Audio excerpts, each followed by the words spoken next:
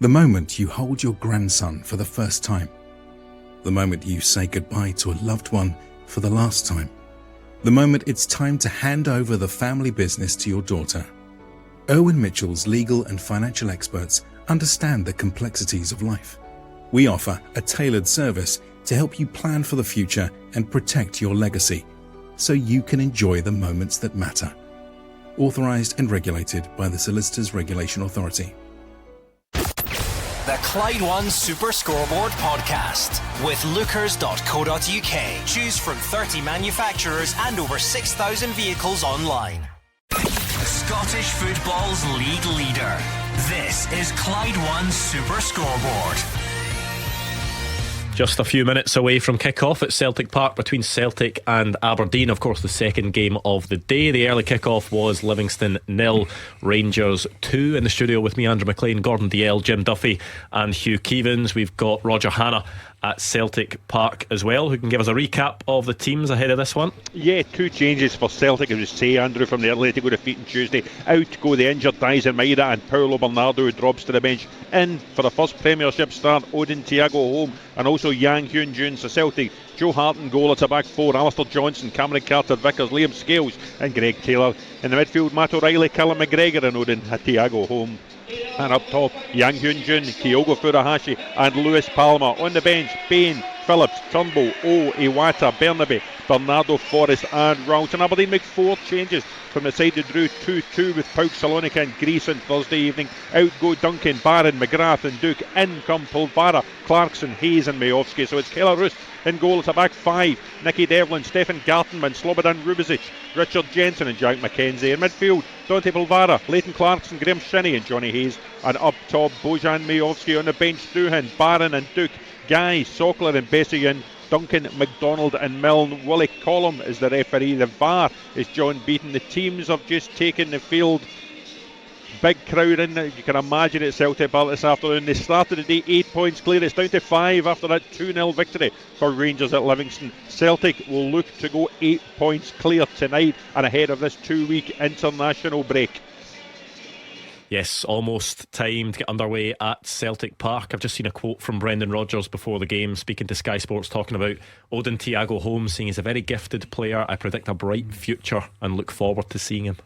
Well, as do the Celtic fans, because the 10 signings that came in the summertime, some have hit the ground running, others have not hit the ground at all. I count Nawrocki, Lagerbielka, Kobayashi, Tilio and Kwon.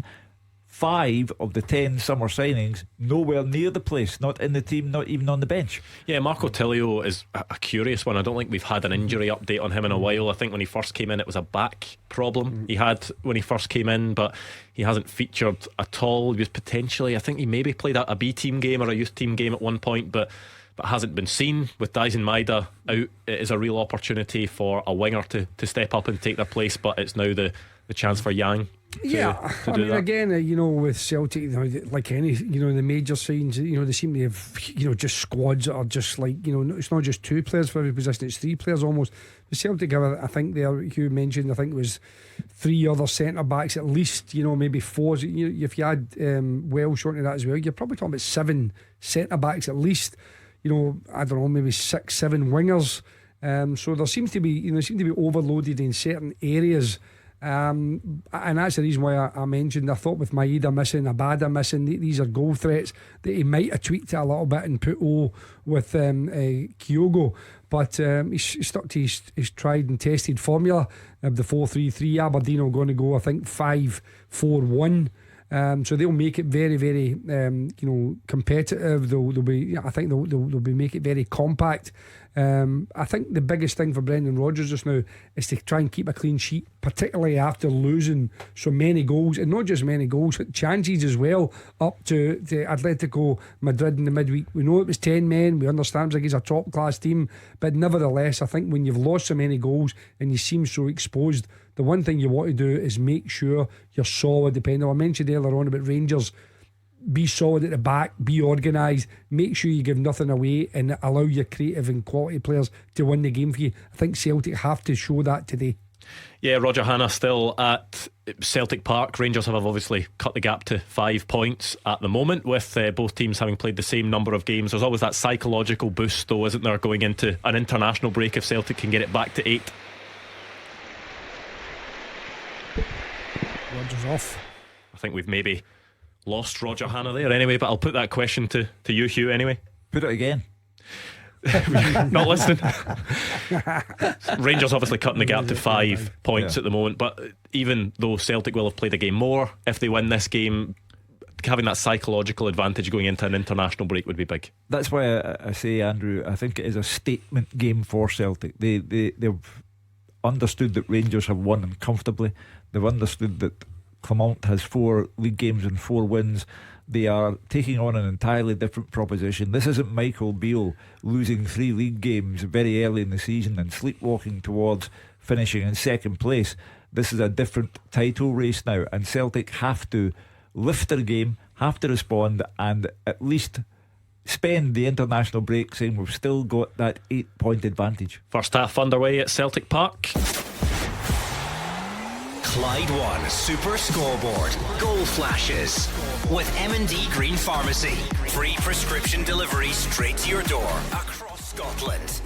Right then, you all predicted a Rangers victory. I'm not sure I'm giving you too much credit Jim for get that. 2-0. You get 2-0, Jim. Did you say 2-0? Yeah. Oh, Yeah. there we go. Right, Yeah. okay, I'll give you a bit of credit there. You got the exact score. You were 2-1, weren't you? And Hugh went 2-1, for 3-0. Right, let's see if anyone can get the exact score in this one. Celtic Aberdeen. I'm going Celtic 2, Aberdeen 1. Tight affair. Yeah. Jim? I'm going 2-0 Celtic.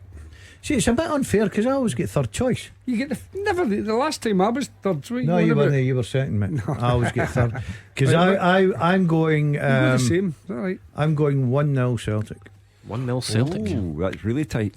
I mean, it's been I've pretty. ran out of score lines we used to. I mean, it's been pretty big winning margins for Celtic over Aberdeen Yeah. at Celtic Yeah. Park of late, but you don't think it's going to be one of those games today? I just think the place that Celtic are in at the moment, it's a bit difficult. They've lost. I think Maeda is a huge loss for Celtic because, as Brendan Rodgers put it, he initiates everything up front for Celtic. The endless, remorseless effort that he puts in.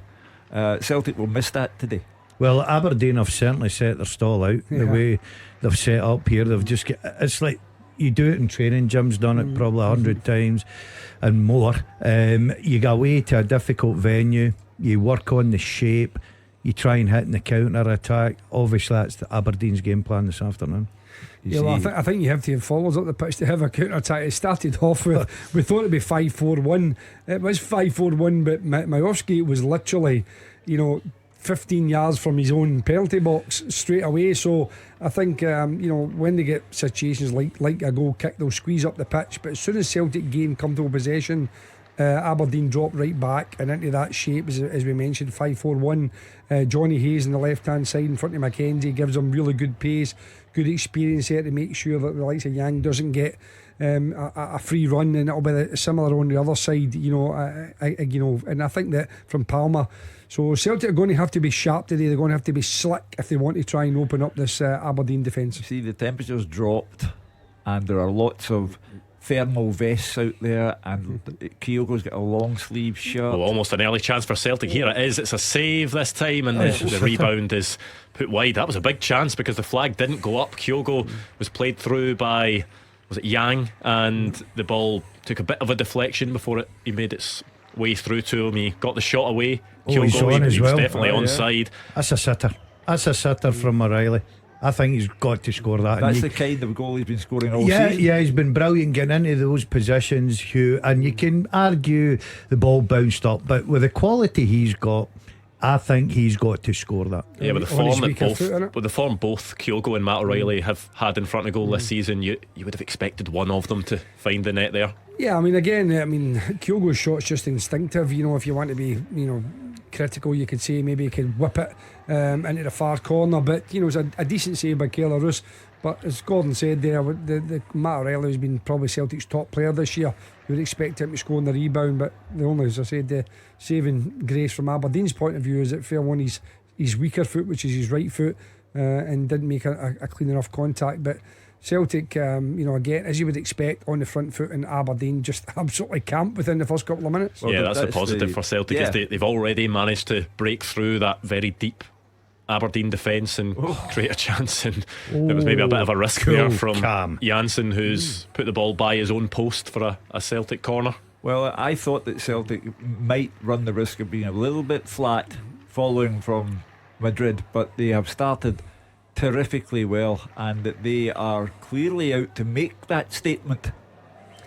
Because it can sometimes go one of two ways, can't it? If you take a heavy defeat, that sometimes it can have a negative effect on players, and other times players want to go out there and prove a point. Yeah, but you can take into circumstances. I'm not saying I always thought that Celtic wouldn't have got anything in Spain, I've got to be honest, and you can talk about sending off. They were 1 down after 6 minutes. It's always got to be a difficult night, but you're at home, it's a league campaign, there are a massive crowd there, good to see the fans out again. Against an Aberdeen team now, yeah, they've been taking a few pats in the back.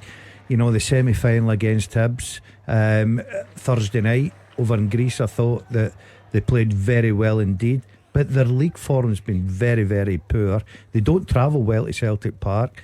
I'm not surprised with this start from Celtic. Yeah, just 3 points off the bottom as it stands. Aberdeen, it is so tight down there. They are still in 8th place despite that. 3 points off the top 6 as well. I'm a little surprised. It's almost as if they're tentative in their approach to the game. I thought they would go for Celtic. Well, I think that it's one of those situations where they've probably said, if we can get by 20 minutes, maybe it'll go a bit flat, and Celtic maybe start to overplay it. And at times they have done that. I mean, they've drawn, as you said, against Hibs 0-0, St Johnstone 0-0 at Celtic Park. And was it Brendan Rodgers' own admission? They were a bit flat, even for periods up at Ross County when they had 10 men against 10 men. Sorry, they didn't score until just before half time, and eventually wore Ross County down. So they haven't been firing on all cylinders, but they've started on the front foot as you would expect at Celtic Park. But so far, other than that, opportunity from Kyogo, Keller Roos has been marshalling his defence quite well. Gordon said earlier, it's a funny league this. Brendan Rodgers has dropped 2 points out of 21 on the road. 7 away games, he's dropped just 2 points. He's dropped only 2 points at home out of a possible 15 prior to kick-off today. And yet Rangers are still there, having sacked their manager. Nobody else counts in terms of the title race, but they haven't put Rangers away yet. Yeah, you say still there, but 5 points is not bad. 5 points is still a decent lead to have at this point in the season. Can make it 8 today. Yes, they'll have played a game more, but it's still a decent lead to have over your opponents at this point. There's never really any season where one of the old firm has been put to bed by the start of November, is there? Try to bring drama to this programme. It's not happening here. You want to be monosyllabic, but I think that it's a situation where, listen, Rangers can only do what they can do. They can try and keep it as tight as possible until the end of the year when they play each other, and I think that's all Rangers can ask. As Hugh said, it's kind of strange that no one's really saying too much about Celtic, but only losing two points away from home and at home has been very, very good. I just think that, as I said, there's been Celtic seem to have little purple patches in games, maybe 10-15 minutes where they score goals, win the game. And there is the opening goal for Celtic. Goal flashes with M&D Green Pharmacy. Well, we talked about the wingers. Someone had to step up, and it is Yang that gets the goal with his head. First of all, it was a really good cross by Lewis Palmer, who got to the byline. There's so much talk about him cutting in and using that right foot, but this time he got to the byline. A really good whipped cross with his left foot, and there was Yang at the back post to direct that in with his head. Brilliant, absolutely brilliant from Palmer. He looks like he's got to cross it. That's a great ball. Got to question the goalkeeper. Yeah, I've got to question him. I think it's one of those keepers away shout, but Yang's first to react right on it. All he has to do is really direct at the pace is on it, and it's a very easy finish. Great. Look, Celtic have come out the traps very well. I think Aberdeen have set their stall out. I think that's a long day if you're going to just play like that, especially if the goalkeepers like this. Yeah, but great wing play. One winger to the other. Good response. Yeah, I think Keller goes to actually punch it. He better just kind of flicking it away. If he flicks it away, redirects it away from Yang. But the fact is, he missed it altogether because he's tried to punch it. And his timings was out. So yeah, great play from Palmer. As we spoke earlier on, if a winger can go either way, it gives the defenders a real problem. And exactly, I think that's what happened at Aberdeen's case. They're expecting him to chop onto his right foot. He doesn't. He goes on his left foot and he just fizzes it across the goal. As Gordon said, all Young's got to do then is make sure forehead, meet it, and just stick it in the back of the net. That might be a collector's item, you know. How many times you think you see a Yang header? Yeah. But listen, he's came in the right area, similar to what you ask the wide players to do now. When one wide guy's got it, the other guy come on the blind side of the opposite fullback or wing back, Mackenzie. And, so the perfect start. We said if Celtic start the game well, then they should win this game comfortably because Aberdeen's game plan is now gone. You mentioned that being could be a collector's item for Yang. You go back to the Ross County game, Lewis Palmer does very similar. Less power on the cross, but hangs one up at the back post, and there's a header for James Forrest. So it's about the quality of that delivery from that side, isn't it? Well, I go back to Motherwell when it got to 1-1 and it looked like 2 points being dropped. Palmer comes up again with a terrific ball that Matt O'Reilly scores from. It's one of the dominant characteristics of his game. He picks out players beautifully. Yeah, he's got a lovely touch, Palmer, and obviously scores a couple of wonder goals as well. But he's got that lovely balance about him. He likes to take players on, can go either way again as he's shown. And he's a player you can see he's supremely confident in his own ability. And again, we thought tactically today Aberdeen were obviously going to try and make sure that was there was no space to go. But when you faced them up 1v1, he's taken full advantage of it. And Yang, the opposite wingers, come in and done exactly what he should do, which is, as I said, to getting himself in between the sticks. There was fullbacks that I'm sure would have hated playing against Jota when he was at Celtic because he was one of those wingers that could go either way. Lewis Palmer is now proving that he can be one of those, when maybe in his first couple of appearances it was heavily directed towards his right foot, but he's now showing that on either foot, going either way, he can be a real danger. I think the first cross you put in with your weaker foot, Gordon, is one that you want to try and say to young players in particular, look, the very first time you get it, go on the outside of him, because then the fullback then will overcompensate, and then that with the quality that somebody like Palmer's got, you can then chop onto your right foot and as you say, pick out a pass or pick out a cross. I think that's what the Aberdeen players get caught out with. I think they're looking, thinking he's got to come on his right foot there. That's what he does, and Palmer sells him brilliantly. And you've got to say, he's fired that ball across the goals. Yes, the goalkeeper certainly should do a lot better, but Yang, he reacted as the Aberdeen defenders just stood and looked at it, because I think they thought that the goalkeeper was going to deal with that. But good finish from Yang, good wing play, terrific wing play. If Aberdeen aren't careful, they will get, Jim, what you and I knew growing up in Maryhill and Partick as a doing. Well, I mean, again, Celtic, you would expect to dominate the ball, understand that, but when you go in with a game plan to keep it tight, making sure that you don't give opportunities away in the first 20 minutes. Kyogo's got an opportunity within 2 or 3 minutes. O'Reilly's got an opportunity to follow up, and you've lost a goal within 10 minutes. Your game plan is under severe pressure, and if you've worked on that for the last couple of days, then I think another chance for Celtic here. Kyogo, and somehow that one's gone wide. Was that kept in by the Aberdeen player? I think it was deflected. Quite sure why. Was it deflected? Was that a sort of strange motion on the ball? Kyogo doesn't hit it first time, Gordon.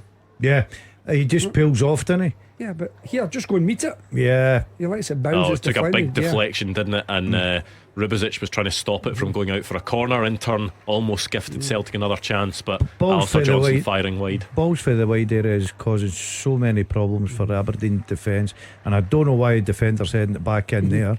But Aberdeen are all over the place. But I go back to Jim's point about Aberdeen have came with the game plan. We've seen it right away. Now, do you go and look and say 14, 15 minutes, we need to rip that up and start again? Or do you just sit in and say, right, okay, we've lost a goal, it looks like they could lose another one very quickly if they don't watch what they're doing? Or do you try and change that game plan? I think also the mindset Aberdeen players coming. I mean, Roger was giving us the stats, and Hugh was giving us the stats that they haven't beaten Rangers and Celtic in the same season for 35. Was it 35 years? 35 years, yeah. And I think when you've got that, and as much as it's a new group of players and new managers, you're getting told these things sometimes, by journalists leading up to the game. So you're made aware of all these type of things, and I think sometimes it just seeps into your psychology.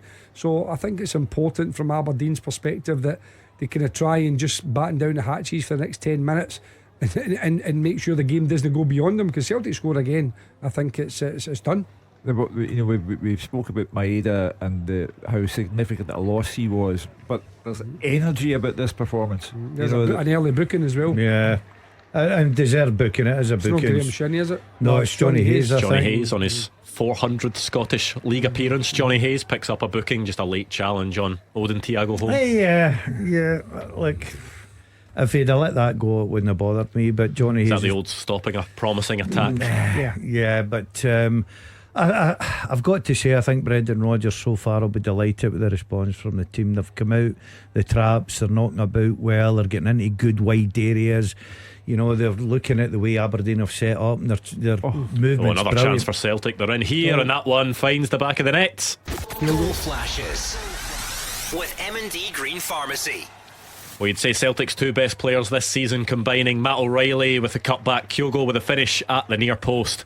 And what a start to this game for Celtic. I repeat, as the boy from Maryhill and the boy from Parkhead would say, Aberdeen are on to a doing here.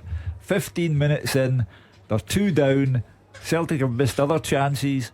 The goalkeeper does not look secure in any way, but it's a magnificent ball from Yang. Matt O'Reilly does what he does best and feeds Kyogo, and that's a classic Kyogo goal. And Celtic's start to the match has been superb.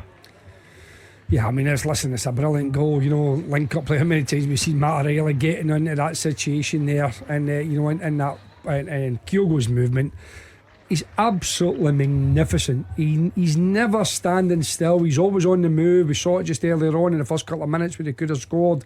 He's one where the defender had it blocked. Within 15 minutes here, I think he's had 3 touches. He's had 1 blocked, 1 saved with the goalkeeper, and 1 scored. Absolutely magnificent. Great finish. I've got to say, you're right, Jim. I was watching it. You would look at your defender and think, oh, what's he doing? But Kyogo's movement just absolutely kills him, takes him out of the game. And O'Reilly just puts on the plate for him. As a striker, and I always say, young kids watching that is a lesson right there. The time and the movement, everything about it. Simple finish. First class striker. When you think of the O'Reilly miss, which was a very, very good opportunity to score, and he didn't take it, and Kyogo hesitating slightly, it could be 4-0. We haven't played 20 minutes yet.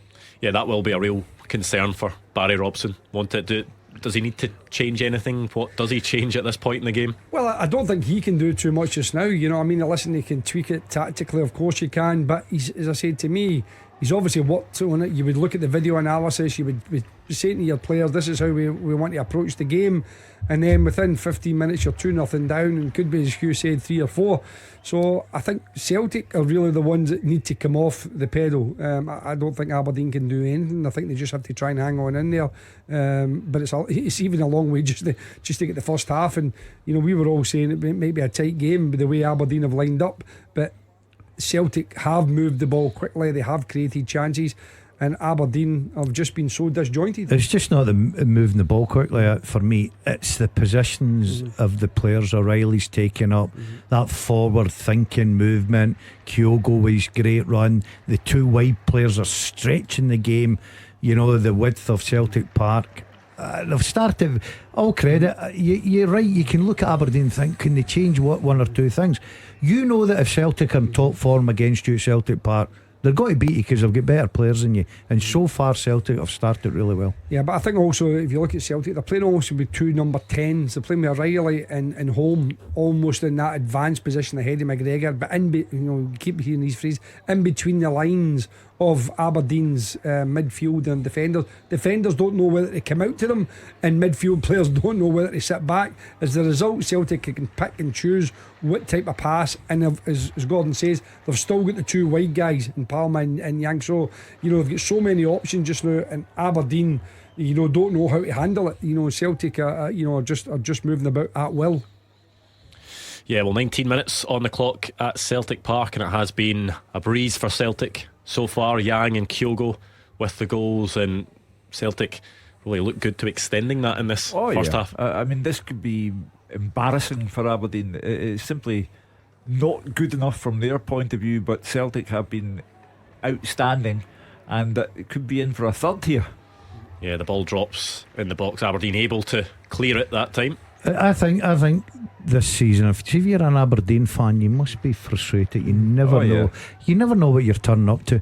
One minute you look at them and they're the very average side, very average, and then you look at them last week, great character at Hampden to get to the final. Thursday night, I thought they were excellent second half. They've turned up here today, and Celtic are just in cruise mode just now. They've kicked up a fuss about the number of tickets they're getting for the cup final. They get 19,500 tickets, but look at you sell those at this rate.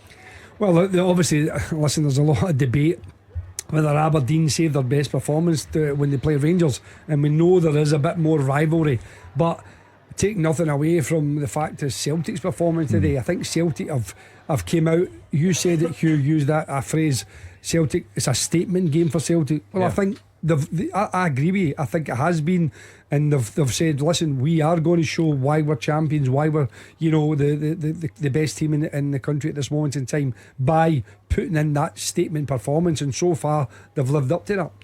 Yeah, one thing Brendan Rodgers mentioned in his pre-match media on Friday, he was asked about the impact that Dalziel and Jim has had and how big a loss he'll be, and he sort of ended it by saying it's a chance for someone to step up. Not only the goal from Yang, but the pass in the build up to Matt O'Reilly, that was Yang as well. So he's certainly showing the right signs, isn't he? Because quite often when he's played, he's been deployed on the left and been cutting in from there, but on the right he's showing his quality today. Yeah, I think it's always difficult. Listen, any player that comes in, it needs time. Celtic's a huge club, and you come from a different country, different culture, different style of football, these type of things, and all you can do is show potential initially. That's the reason why you get signed, and then it takes a bit of time. I've heard it about the Rangers players earlier on. We spoke about Lammers and Dessers and guys like that, and Yang and Palmer, guys, they need a bit of time to settle in. But performances like today and getting on the goal trail, setting up opportunities for your teammates, that all adds to the belief that you're good enough to play for a club like Celtic. And Hugh mentioned earlier on about the number of players are not available. Sorry, Johnny. Potentially a chance for Aberdeen here. Johnny Hayes was in a good position. It was at an angle, hits it left footed, but just slices it completely by the near post. Yeah, he was running out of diesel. You could see that. It was a great run. He was getting there, and I think there was cover coming over, and they decided left foot. I'll take my chances here. Listen, a little bit of encouragement for Aberdeen going forward, created a wee chance here. But I think, going back to Yang, I think he started this game very sharp. Goal gives him the confidence. He's getting on the ball. It looks like he's enjoying his afternoon so far. Yeah, you can see it every time Palma gets on the ball now, that it is quite tough for Aberdeen to know exactly what way he's going to go. What do you do in that situation? Is it a case of doubling up? Because he's then also got the option of Greg Taylor on the overlap as well. Well, that's what happens. Greg Taylor's going on the overlap and saying, right, you can roll me in, or you can go inside. Aberdeen tactically have got to get that right. The fullback's got to go with the runner, which is Taylor, and the midfield player's got to confront Palmer. But then that leaves a 1v1 situation, and that's exactly what Celtic want. They want to try and eliminate Dylan that's going over, and again Palmer's went on the outside and chops, and that's what happens. His final ball's not great this time, but I think he knows that he's got the beating of the fullback. But see, for me there, Jim, just watching the fullback's body position, he's actually shown him, saying, I don't want you to come inside, I want you to get down there. Now the dangerous thing about that is that's where they get the first goal from. Yeah, but I think it's a poor goal for Aberdeen. You look at that big back five there, they shouldn't be losing goals like that, Gordon. I think that was the lesser of two evils. But you're right, they've got to defend the cross better if you allow that. This is the time where this time Taylor does go in the overlap and Devlin comes across and snuffs it out. But Celtic have been rampant in the first 25 minutes. The Aberdeen players, the looks on their faces tell you that they know that Celtic are rampant and they're not entirely sure what to do about it. Yeah, well, again, Celtic in another corner, and it's just because the movement of the players, the options that they're having available. And again, there's Kyogo. Another big chance. Yeah, the ball dropping. I mean, the you've feet got of the top Kyogo goal from a scorer last year in the country. You've got one of the best strikers around in the country, and he's got 10 yards of space in the penalty box. That's shocking defending from Aberdeen. Absolutely shocking.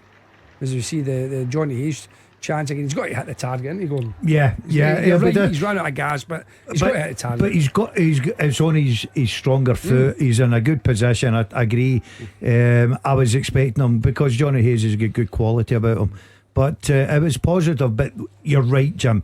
You cannot leave Kyogo in that box himself from a set play. And to be fair, they're lucky they didn't get punished again. Yeah, the big difference between those sort of two chances in quick succession, one for Aberdeen and one for Celtic, is Kyogo knows that it's only a matter of time before his next chance comes, whereas Johnny Hayes, he might have that on his mind because there's a good chance he may not get another in this game. Yeah, I can't quite work out who Aberdeen's kind of tactics here, because normally someone I've been at a few games at Celtic Park this year, and they try and designate somebody to get around Callum McGregor, because Callum McGregor dictates the tempo of Celtic is on the ball. Aberdeen seem to be allowing him just to get on the ball, and I think you do that at your peril. I think if you allow somebody like Callum McGregor to get his head up and just pick and probe passes, eventually he'll pop that ball into O'Reilly, he'll pop it into home, and then they'll then feed the likes of Kyogo or the wide players. I think they have to try and squeeze the game a little bit. I think they're sitting off Celtic far too much. We had a caller to Superscoreboard during the week, a Celtic fan, who said that Callum McGregor had not scored a goal or claimed an assist this season, and he was looking at McGregor's performance. Well, to echo what Jim said, if McGregor scores or provides an assist, you will know that Aberdeen are really toiling. I was on that night, Hugh, and he was actually talking about leaving McGregor out the team. I mean, is that a reflection on McGregor's game at all, though? If he's the holding midfielder and he's got two advanced midfielders ahead of him, he's got two wingers and a striker, it's not Callum McGregor's prime responsibility to be providing assists and scoring goals, is it? Like, I would never leave Callum McGregor out of the team. He's too talented, a fantastic footballer. But are you asking me, and I know he's playing a different role, has he had the same influence this season? No. And that's a compliment, because he sets such high standards. So it's not a criticism, it's more a compliment as Celtic come forward again. But today he's just pulling the strings in there. The two, Home and O'Reilly, are playing a little bit more forward. He's sitting there dictating the play. I certainly wouldn't be leaving them out my side. That's also not true, by the way. Callum McGregor has 4 Premiership assists this season. Well, you need to take up with that lad.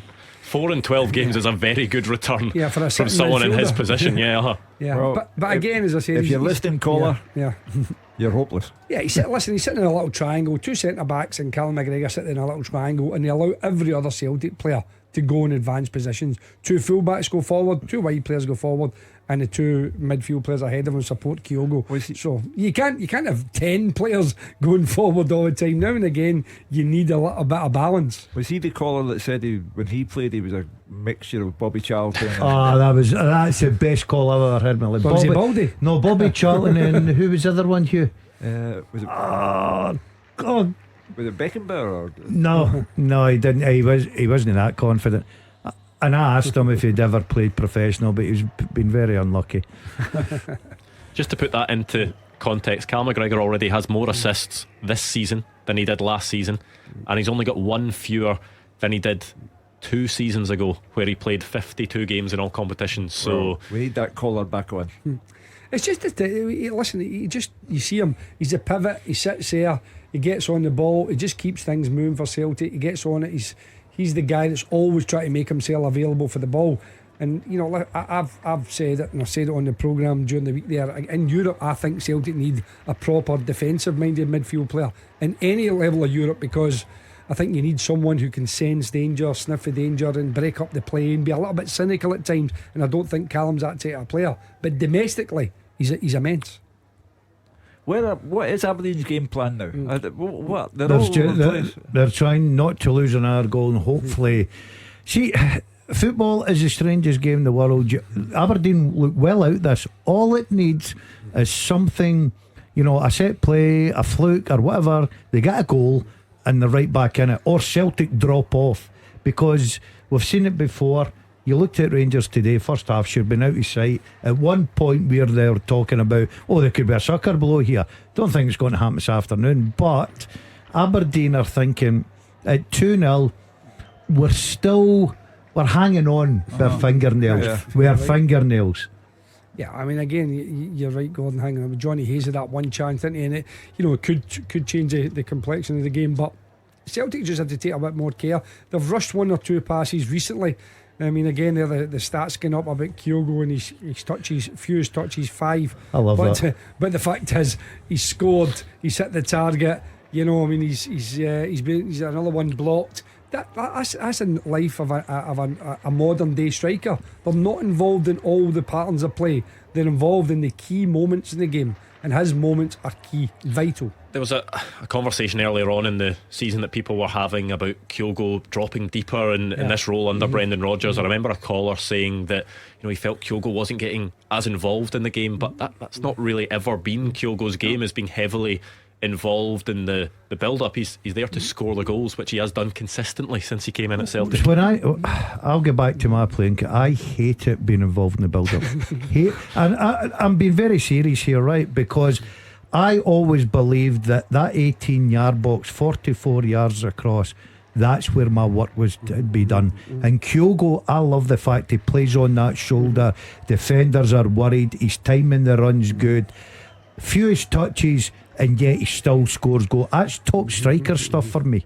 I mean, the prime example of that in the modern day game is Erling Haaland, isn't it? Yeah. Who is not involved and averages a goal a game. Yeah, exactly. I mean, it's just people look at a variety of stats. You know, the biggest stat is who was top goal scorer, who scores most goals, who would you ask defenders, who would you not play against.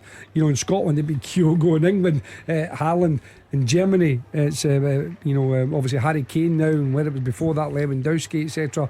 You know, you'll see it many times. The top goal scorers, they play in between defenders, they occupy the blind spot, and then they come, as Gordon says, they become Another alive chance for Celtic in here. the The ball box. flashed across the box by Lewis Palmer, but it's defended well by Aberdeen this time. Yeah, they're absolutely killing Aberdeen down the flanks. They're just, you know, they're patient. They're knocking the ball about. They're moving Aberdeen players.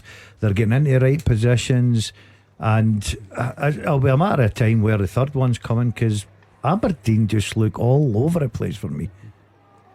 Yeah, but I think Aberdeen, again, a little bit similar to what we said today with Livingston.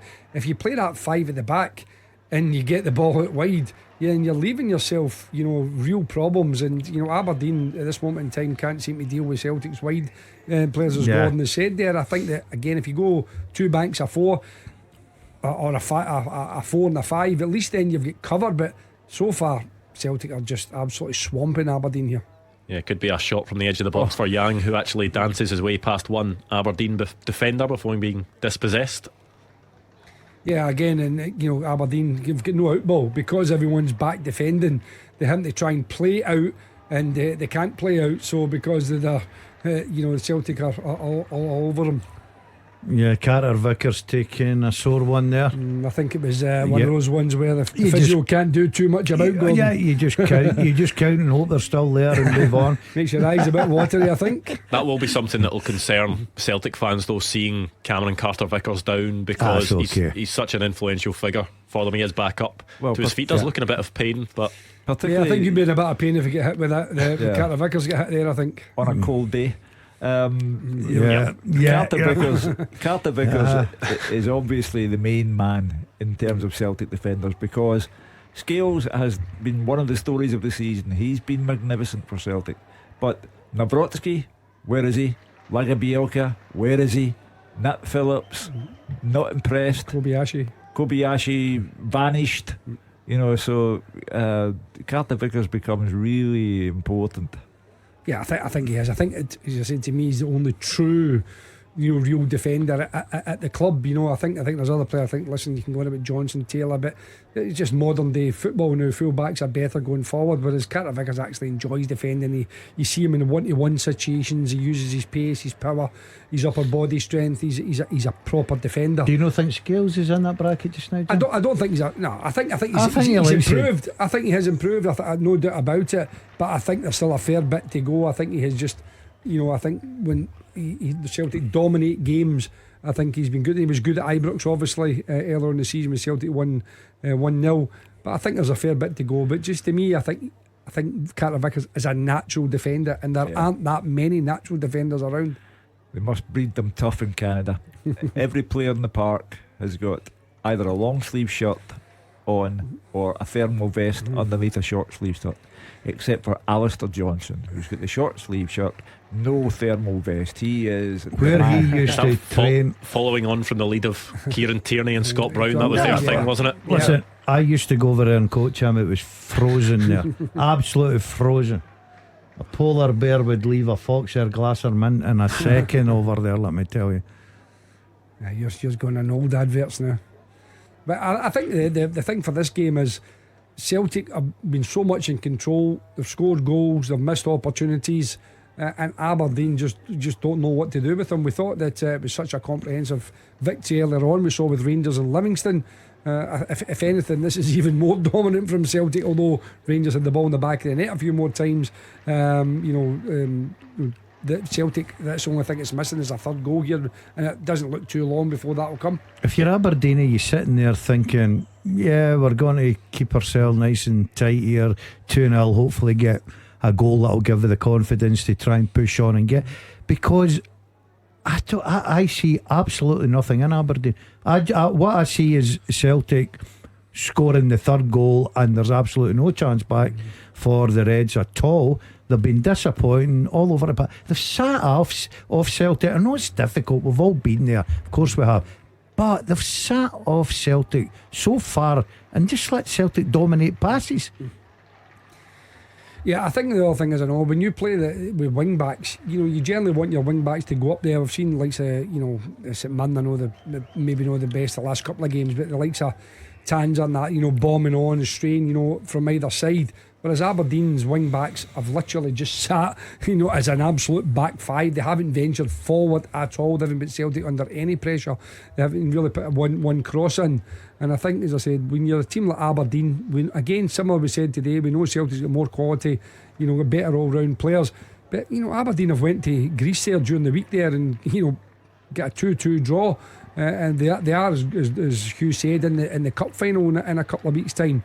So I think maybe the fans are maybe entitled to expect a wee bit better than they sum up the league. Aberdeen Football Club 2 points off the bottom of the table, being 3, I think. Yeah, is it 3? Yeah, I think they're on 13. Livy are on 10, but there's a chance for Celtic. It's Kyogo who cuts inside onto his left foot. He's maybe going to need some support here. He goes for goal. That one is blocked. Yeah, but again, one pass from Matt O'Reilly splits the two defenders and Kyogo's in. Oh, it's brilliant.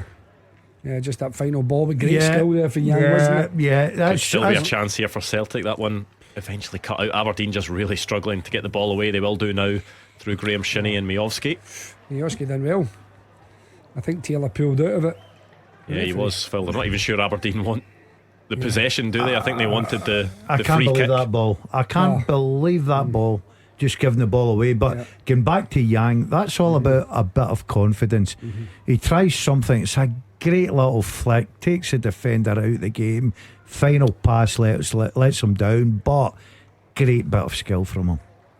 Yeah, you like to see a bit of entertainment, something it's a little bit out of the ordinary. I think in a game like this, when you're as comfortable as you want players, it's not showboating. To me, that's entertainment, and I think that's what you want from your flair players to go and entertain and express himself. And fair play to the young man. He's certainly doing that, and he's also got a goal in the bank as well. Ball over the top this time, goes out for an Aberdeen goal kick. Of course, there was that earlier game, Rangers 2-0 winners over Livingston with the balls out of play. Let's hear a bit from Philip Clement, what he made of that game. It was a tricky game. First, you have the circumstances with the pitch, what's not an advantage for us and the football we want to play. Kick-off hour, 12 o'clock after a European night. Also having European success and then playing domestic, it's also sometimes dangerous in the heads of the players. The team showed a really good mentality and the right spirit and a good mindset to play a very mature game, because we didn't give away anything. And also when you miss a penalty, when a goal is disallowed, sometimes you get in dangerous games for losing points because these circumstances are not on your side. At the end, it's a very positive afternoon, I think. What did you make of a few of the VAR decisions? Yeah, I didn't see the images back. I cannot have a good opinion about that. I'm a fan of VAR because it makes the game more honest. There are less mistakes than there were in the past. In the times that I was player, there were much more mistakes because now everybody can see back in slow motion, can make the right decision. And still at the end there will be some mistakes made because some decisions are a grey area. It's always interpretation of things, but overall it makes the game more honest, and that's what I want, to build a team who plays good football and creates a lot of chances and football that entertains people. I think everybody wants to have an honest game at the end, so I think everybody needs to be favourite of VAR. Almost another goal for Celtic there. Odin Thiago home, directing that one towards goal. Kelarus tipping that one over the bar. Well, to be fair, we have had a go at the goalkeeper for the first Celtic goal, but that's a terrific save. Interesting. The Celtic manager wants VAR binned and the Rangers manager says he's a fan of VAR. So where do you go now? Of course, I have an opposite opinion when it comes to Celtic and Rangers. Can we look at those You decisions don't want in the people monitor? agreeing with each other. Great play with Another Celtic. chance for Celtic here. That one cut back into the box. Aberdeen eventually hook it clear. They're cutting Aberdeen open at will. Some of their wing play, some of their movement, Aberdeen just can't live with them just now. I've got to say it. Been very impressive first 40 odd minutes. Brendan Rodgers, after Wednesday criticism that the team and him come in for, but delighted with this. Yeah, interested. Philip Clement saying that VAR makes the game more honest. It was a bit of a mixed bag, would you say, for VAR today, because there was, in terms of the incidents that VAR changed. One was what did VAR change, I suppose, because people will have thought that VAR shouldn't have. Rangers, should they have had the first penalty for the Ross McCausland incident? Not for me. Not at all. I say yeah, and the boys say no. And then obviously the first goal with Conor Goldson, with Dessers makes a movement to touch the ball, so VAR looks at that. Yeah, I suppose that one had already been ruled out though, hadn't it? So it wasn't quite changed by VAR. There was the handball by Mikey Devlin, which looked pretty clear, and then there was on that Mikey Devlin one. Yes, I got a text from a friend of mine, well known to Jim Duffy as well, former professional footballer, and he said never a penalty. Who was it?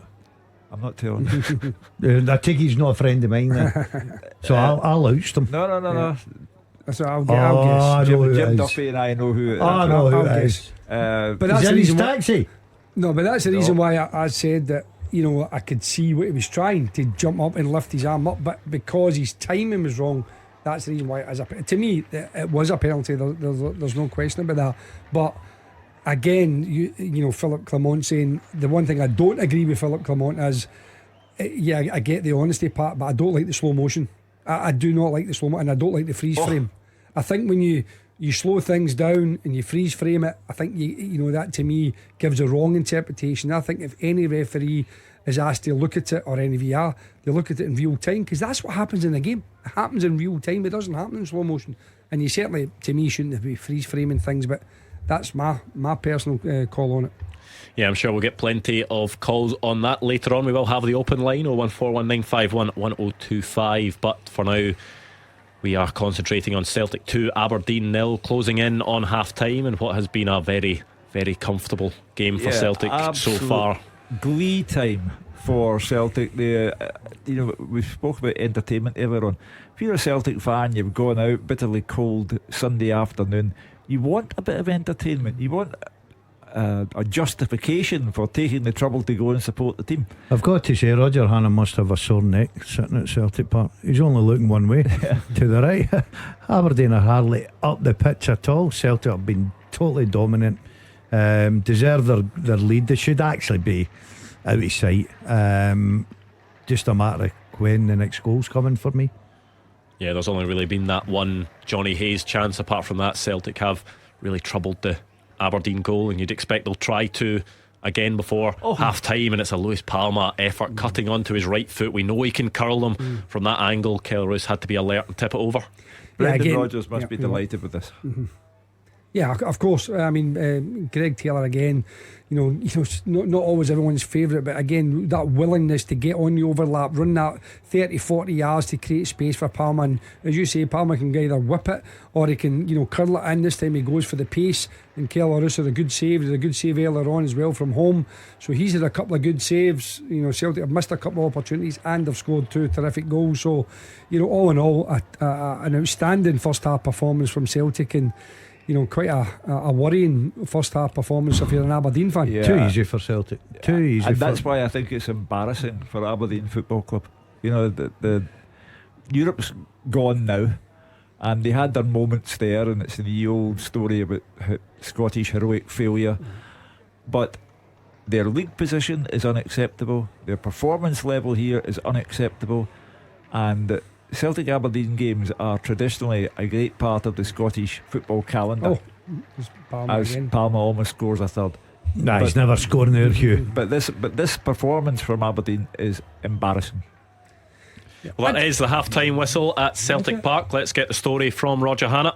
Half time at Celtic Park, Andrew. Celtic 2, Aberdeen 0. Yang Hyun-jun and Kyogo Furuhashi with the goals, and it's been total domination from the leaders. They're heading 8 points clear again tonight, and the Dons have been dismal. Inside the opening minute, every player except Joe Hart was deep in the Dons half, and Celtic have never let up since then. An early chance, Yang running short, the ball broke to Kyogo in the box. It was saved by Kelly Roos, and then the rebound put wide by Matt O'Reilly when he really should have hit the target. O'Reilly then a ball across the 6-yard box. Stephen Gartenman putting it inches wide of his own post. The opening goal was coming, and it finally arrived after 9 minutes. A ball flashed across from the left to the back post by Lewis Palma, and there was Yang Hyun-jun to head past Roos, who did look suspect in not dealing with the delivery. Yang's first Celtic goal. No Dalziel and Maeda, no Leila Bada, but no problem for Celtic in the flanks this afternoon, with Palma and Yang terrorising the Aberdeen defence. Kyogo next to threaten with a shot off target. Then it was a booking for Johnny Hayes on his return to Celtic Park in his 400th Scottish League appearance, when he took down Odin Thiago home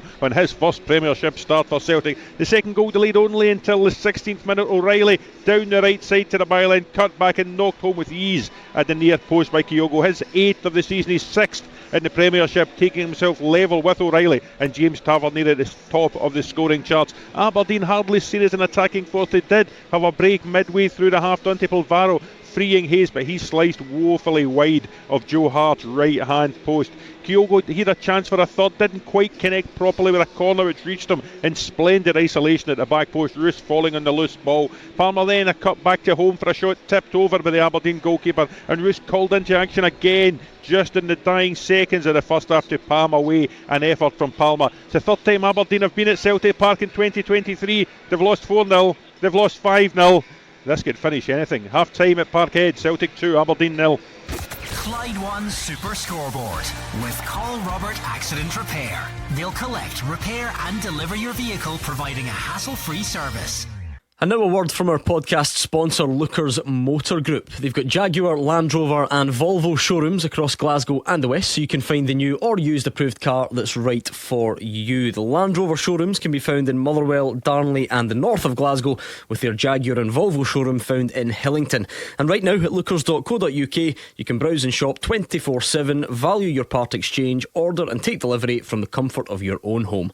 Every approved used Jaguar, Land Rover or Volvo comes with a minimum of 12 months warranty, roadside assistance, MOT test warranty, an independent mileage and service history check, software updates and lots more. Check out lookers.co.uk to get your new or used approved Land Rover, Jaguar or Volvo today. Now back to the podcast. This is the story of that day you cleared out the garage. Classics with the best MC in the galaxy. Or the story of that workout when you lifted a weight off and harnessed the power of your emotions. Or the story of that long-haul flight, sat on the plains of the Namibian desert, soothed by the returning rains. From the Corrupt FM podcast to Darren Brown's Boot Camp for Emotion and Sleep Sound with Maya Jama for the story you need right now, listen on Audible. Subscription required. See audible.co.uk for terms. Make me a winner. Make me a winner. Your chance to win life-changing amounts of cash every weekday until Christmas. Enter at winhappy.me/win-cash. It'll just be home improvement, a lovely Christmas. I've got 2 boys. It's quite life-changing for us, really. Terms and conditions apply. UK residents over 18 only. Competition ends 22nd of December 2023. Oh my God, thank you so much. Enter for your chance to win life-changing cash every weekday at winhappy.me/win-cash. The team with the biggest support in Glasgow and the West. This is Clyde One Super Scoreboard. Half-time at Celtic Park between Celtic and Aberdeen. Celtic 2-0 up. Roger Hannah, has been one-way traffic as well, hasn't it? Absolutely. I mean, you could... If you've not seen any of this game, if you've just been listening to the boys in the first half, they are not exaggerating when they say Celtic are dominant. I mean, Aberdeen have hardly been up the park. It was one effort from Johnny Hayes that he sliced woefully wide of Joe Hart's post. This could be anything. There was chances even before that 9th minute opening goal by Yang Hyun-jun. Kyogo then made it 2-0 after 16 minutes, and Aberdeen were wobbling dramatically. The only positive Barry Robson were able to take out this opening 45 minutes is that they're not completely out of sight, because this has been a dismal display by the Dons. They don't have a great record at Celtic Park, as we said before kick-off, but I can't imagine they've ever played as poorly here as they have in this opening 45 minutes. Yeah, we've highlighted Yang in that half as well. Brendan Rodgers had said with Dyson Maida out, it was a chance for a player to step up and take that opportunity. You feel he's done that in the first half? Yeah, he'll be pleased with himself. You look at the Celtic wide areas, Jota headed for Saudi Arabia in the summer. People then expected Leila Bada and Dyson Maida to be either side of Kyogo. Well, Abada's out with a long-term injury. Maida's now out for 6 weeks with that knee injury. So it's come down to Lewis Palma and Yang Hyun-jun to pick up the mantle, if you like, and they've been terrific. Palma's delivery for Yang's header for the opening goal was terrific. Yang has been involved in so much. Palma down that left-hand side with Greg Taylor is causing real problems to Nicky Devlin. He almost scored a third, I should say, right on half-time. Decent save by Keller Roos, but Roos has made saves from Kyogo, from Odin Thiago Holm, from Lewis Palma, just in the closing stages of that first half, and it'll be fascinating to see how Barry Robson tries to stem the tide in the second half. Brendan Rodgers will be delighted, but it's a big problem for Barry Robson. Hugh said they haven't beaten both halves of the Old Firm in Glasgow in the same season for 35 years. In this form, it might be another 35 before they do.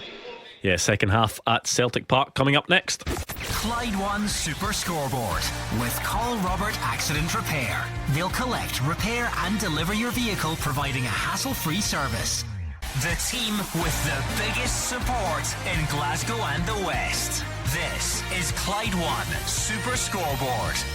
Celtic leading Aberdeen 2-0 at half-time. They're looking very good value to extend that lead at the top of the table back to 8 points, having played a game more than Rangers. We'll go back to Roger Hannah at a Celtic Park. I'm assuming the message from Brendan Rodgers at half-time will be more of the same. What will Barry Robson be saying to his players, do you think? Yeah, I think Brendan Rodgers will be delighted with the first half display. Andrew, I heard you mentioning Alistair Johnson and the short sleeves in this cold weather. I'm more worried about Joe Hart and quite how he keeps warm, because he has been, a bit like myself, just a spectator in this first half. He hardly seen the ball at all. As Celtic have dominated. I know Stephen Robinson, the St Mirren manager, made 4 changes at half-time with Dundee yesterday. Barry Robson must be tempted to do something similar. I heard the boys in the show speaking about the Dons getting just 3 days rest after their excursion to Greece compared to Celtic's 5 days of rest. Philip Clement made the point about Rangers having a noon kick-off on the Sunday after a Thursday night Euro game. Maybe it is fatigue at the root of it, but Aberdeen have been utterly outclassed by a rampant Celtic in this first half, and it will be interesting to see if Barry Robson does try and shake it up, or whether he just goes with the same players, because they've never been seen as an attacking force. They've been grimly hanging on. Keller is making 3 successive saves there towards the end of the first half. Celtic, they will be quite happy just to go along the way to do an international break. Plenty of the players heading away with their nations after today's game, Andrew. They'll go away with a smile on their face, I suspect. Yeah, you can sometimes tell just by looking at the players out on the pitch at half time, the substitutes, if there are likely to be any changes or any signs early, Roger. I'm just looking, it looks as if Aberdeen have got more or less full contingent of substitutes out there. I can see Duke, I can see Conor Barron, Angus MacDonald and a few others going through their bases. Vicente Bejuan in there as well, so I can't Leicester getting invited to come in just in the last moments before the second half kicks off, but it looks as if all the Aberdeen subs are out there. Certainly all the Celtic substitutes out there. I can see them knocking the ball away to my left. Paulo Bernardo in the ball as we speak there just now. I can't see Brendan Rodgers wanting to make change. I think that'll change as the half goes on. I think a few of the players will get a rest if Celtic put this game to bed, but for me the game's already been put to bed. Yeah, if there's not going to be any changes in terms of personnel for Aberdeen, there certainly needs to be a change of game plan, Gordon Dale. Change of attitude and everything as well. All credit to Celtic. I'm not taking anything away from them. I think they've been excellent. The wide players, the movement from home, O'Reilly, McGregor sitting in there dictating. They've been very good this afternoon and deserve their 2-goal lead. They should be out of sight by now. But if you're Aberdeen, you've got to look and think, we need to try and get a little bit closer, try and get up the pitch. I would be very surprised if Barry Robson comes out with the same tactics, because if he does, it'll just be a case of when Celtic score the next goal. And when you look at Celtic, you wouldn't expect Brendan Rodgers would make any changes. He will later on in the game. There'll be plenty of players on that bench though that will be itching to get on and try and make an impact. Yeah, I mean, again, Celtic's got that embarrassment in their riches. Even with the amount of injuries they've got, they've still got plenty of options. We mentioned David Turnbull for the show. They've definitely got more options in the forward area if they want to try and freshen things up. Generally speaking, they don't do that, at least after maybe an hour and maybe 70 minutes, and then assess the game from there. But Celtic have been, as Roger said, more than comfortable. Absolutely dominated from the first minute to the 45th minute. I think Aberdeen would have been delighted that Willie Collum didn't add any injury time on, so they'd be happy to get into that dressing room and see whether they can regroup, see if they can come out with a different mindset in the second half. But Brendan Rodgers will be asking for more of the same and just be a little bit more clinical in and around the box. If they do that, then they'll add to their goals tally. Yeah, the players just making their way out the tunnel. Roger, Hannah, any sign of changes? Doesn't look to be any changes at half time. Looks to be the same, certainly the same Celtic side. It looks to be the same Aberdeen side there as they get ready to kick off the second half. There will have to be an improved display by Aberdeen. Poor Bojan Majowski was so isolated up top on his own in the first half. Any time the ball was played up to him, just 35 yards to a teammate trying to get close. Aberdeen, that back five, I think it was Jim made the point in the first half. The two wing backs, we're used to seeing wing backs galloping forward. Nicky Devlin and Jack McKenzie never had the opportunity to. They were orthodox fullbacks in an orthodox back five, and I'm afraid it didn't work. We're back underway now at Celtic Park. Clyde One Super Scoreboard Goal Flashes with M&D Green Pharmacy. Get your prescription delivered straight to your door free of charge. Yeah, Celtic will be looking to build on that 2-goal lead they have over Aberdeen. Aberdeen didn't look like getting back into it at all in that first half. We'll see if there is a change of game plan. There was a graphic that popped up on the screen at half time there, just showing the average positions of the Aberdeen players. I think Dante Polvara was furthest forward, which was right on the halfway line, which just tells the story of Aberdeen's half. Incredible, absolutely incredible. Look, you know you're going to come under a cost. Jim quite rightly says we've been there, we know how difficult it is, but to see that graphic and you're sitting as a manager, I think that's alarming for me. It's the Aberdeen heat map is cold. Philippe Clement in his post-match interview at Livingston today praised his Rangers players for having a good mindset, as he called it. I think Celtic have demonstrated a good mindset because Rangers had to overcome synthetic pitch, 12 o'clock kickoff that nobody likes. Celtic have had to overcome a mauling in Madrid, a Champions League embarrassment, and they've come out and they've entertained the fans and they've overcome the loss of Maeda and any negativity that was about after Madrid, and they have put up an entertaining performance for the paying public. quite refreshing in that first half. So I don't think there was any added time because there's not really been any need for VAR to get involved in this game so far. Yeah, it's been pretty straightforward as far as Celtic's concerned. There was nothing controversial about it, you know, and Celtic have scored 2 terrific goals, as we said, and that, you know, Kelarus had 2 or 3 very good saves as well. So all in all, from a Celtic perspective, they've been excellent. Aberdeen, you know, on the other hand, I say they've really just sat back and invited Celtic to control the game and, you know, put as much pressure on them as they possibly can. And as Gordon had said, unless they change the dynamic of their approach, then Celtic will continue that and will score again. I was watching the half time there, the movement from Kyogo and the link up from Riley again.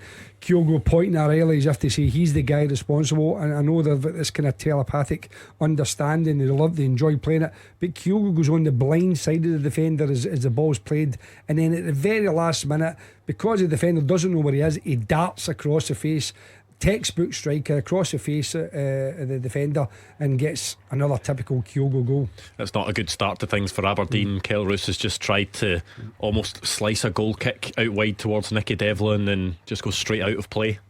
Yeah, see, unless something dramatic changes here for Aberdeen, which none of us can see happening, as a manager you put yourself under a wee bit pressure from the supporters. Because I know the supporters will be sitting there saying this isn't good enough in Aberdeen, side of the things. But if you keep doing the same things and you don't get back into the game, you put yourself under immense pressure for me. Because the thing is, no Aberdeen fan is going into the game expecting Aberdeen to come away with all 3 points, but there's a way to lose a game, and then on top of that, if you're then losing the game off the back of a series of bad results, that's when the fans maybe start to get a bit restless. I was sitting at the break there, and I'm not on Twitter, but you can go onto Aberdeen and you can go onto their Twitter account. There looks to be a bit of an emergency here. There was a really bad clash in the middle of the pitch. The physios are being rushed onto the pitch. It was a Celtic player on the ground. Is it Kyogo? Yeah, it was for me it was a very rash, reckless challenge from the Aberdeen player. And it's clearly left Kyogo in some distress. Yeah, I think the fact that we're not seeing pictures of Kyogo is quite telling. Just the way that he was lying in the ground looked as if he may have lost consciousness there. So it's obviously the right thing to do for the cameras not to be on Kyogo at the moment. For that reason, I'm not sure that they will replay the incident, but I thought the Aberdeen player was reckless. He's on the ground Aberdeen as well. Player is also on the ground as well. Both players receiving treatment, so we will keep you updated on that scenario. Certainly looked like a real heavy collision. It's happened between in an the two area of the park where there's simply no need for that. Well, I think obviously they've been fired up a little bit. They're going to be more competitive, but the thing is, you've got to remember, even if it's an accident, even if it's unintentional, if it's endangering a player and it's reckless, you could get a red card. Well, we are going to see the incident again. It is Rubezic. It's actually just a clash of heads, isn't it? But it's a real nasty clash of heads between Kyogo and Rubezic. Kyogo wins the header. Rubezic is coming from behind him. He goes in quite full force into the header and sort of heads the back or the side of Kyogo's head. It is a real nasty collision. They have Kyogo's translator out on the park now because communication is vital. And I'm sorry, I go back to it. I don't think the challenge was justified.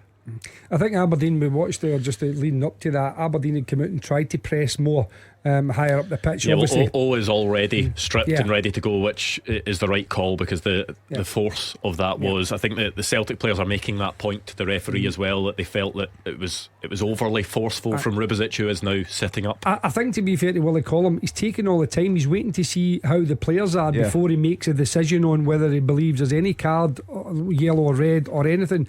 I think he's taking his time. I wouldn't be surprised if he pulls a card out here. Willie Collum, what colour it will be interesting, but I'll not be surprised if he's given a yellow card for Rubezic. So time was taken over that one. I think that's very generous on Willie Collins' part. Yeah, this is where the VAR might come into it. If they've looked at it and thought it was endangering an opponent, reckless, they might ask Willie Collins to have another look at it. He's only seen it, as we mentioned, in real time that one time, and he might just think he's a fraction out of it. But I think with the fact that Kyogo's having to go, thankfully he's on his feet. Yeah, he is back to his feet. And Kyogo making his way days, off. there's no doubt about that. We are just seeing the challenge again. It is it is forceful from you Rubicic. see He it goes in and you really wince, don't really you? makes head-to-head contact with Kyogo. Is that a yellow card incident for you, or is that one that you feel? I think it's be looked at? borderline red. To me, I think that when you come in for the back like that and you're going with your head. Listen, I understand defenders will go and be competitive, but in modern football, as we stand today, not looking back 2 or 3 years, Got to be honest, I Jim. think there's a chance that could be red. Got to be honest, when I seen it first time, I thought it was just two players that get caught up with a collision. After seeing it again, I think that's a red card. Without doubt. Disproportionate use of force, endangering an opponent.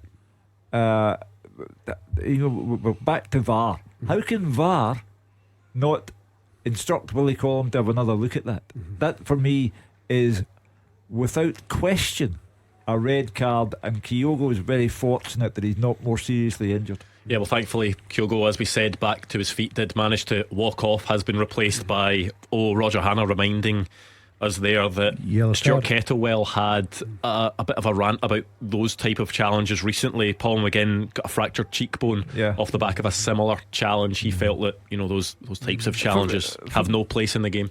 I mean, I cannot understand, cannot fathom how Willie Collum can look at that and arrive at yellow. I mean, Gordon Dalziel saying there that you said you looked at it first time and you felt and Willie Collum had that view. It's then potentially down to the VAR to look at that again and assess whether there was excessive force, brutality, or the points that really need to be hit for that. We've seen red cards. Diaz Maeda, we saw Marcus Rashford. Unintentional, they say them, right? But they say intent is nothing to do with the law. So they take intent out of it. So I'm not saying that the player deliberately, but you take intent out of it. It's excessive force. It's endangering an opponent. It's reckless. So it covers all the kind of red card aspects. So you would normally think that would go for a red card. Just in saying that, Home come off as well and David Turnbull come on at the same time. I think Aberdeen have got double substitution. Sorry, Jim. I think Aberdeen need to be a bit careful here. It's okay as the ball comes out. It's okay the manager winding them up and saying, "Look, we're 2 down. We've had a chase, and we need to get closer. We can't stand and watch Celtic perform the kind of football they're playing against us." You've seen there as well, O'Reilly. I think it was a left side. Mackenzie, I think it was down, yeah. And I'm thinking to myself, you've got to, because Riley is very clever enough to just jump out it, but he's getting in with force. They've got to be careful, Aberdeen. Gordon, so you're saying earlier on today, and I know we're making kind of light of it, that the young McCausland went down under the challenge of Shamal George. I think if O'Reilly goes down, I think he gets a penalty. I think the fact that he stayed on his feet means he doesn't get the penalty. And I think that's the reason why it's difficult for players not to get down, because if they don't, I mean, in that particular situation, I mean, obviously he was going to get booed, I'm presuming that's the reason why he's smiling. But if they don't get down, they don't get the penalty, even though it puts him, as you say, he's having to just step out of the way of it. Yeah, Roger Hannah saying that Rubicic is now being sort of loudly booed or jeered by Celtic supporters any time he's involved after that challenge. I think it's a horrendous mistake by the referee. I mean, that's unacceptable.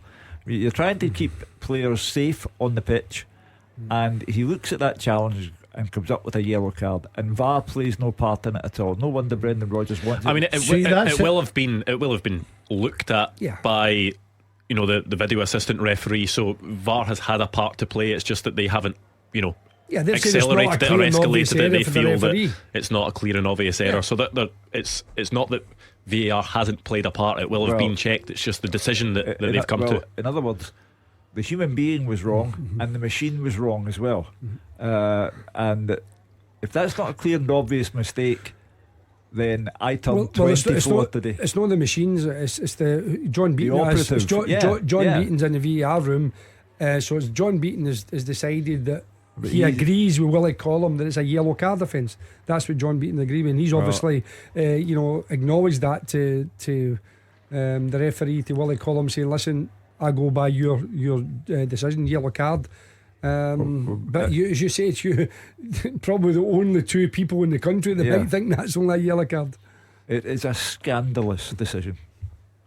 Yeah, well, 56 minutes on the clock now. The sting of the game has maybe been taken out of a bit because of that challenge as Rubicic goes diving in there, a bit of a bizarre looking he's challenge punching that he the made air there at with the his head. Not Celtic quite fan, sure didn't what he? he was I don't attempting there, sort of get that. heading down at the feet of I mean he won the ball, he gave away a corner, just a bit unconventional. He gives away a corner and celebrates like he's just won the World Cup. I just don't understand that with players. I really don't. I think he's punching there. He's kind of showing the Celtic. I know, fans 'cause he's not he's not affected. But the bottom line is He is affected. He's reacting. Exactly, I agree with you, Gordon. But he's also, the fact is, there's a fellow professional, could have been seriously injured by your challenge. It's not. I don't think it's something you should be, smiling about and making light about. It was a very, very serious challenge. He clearly believes he's a hard man, but we don't need that kind of hard man. It was a very, very serious moment, and Kyogo's lucky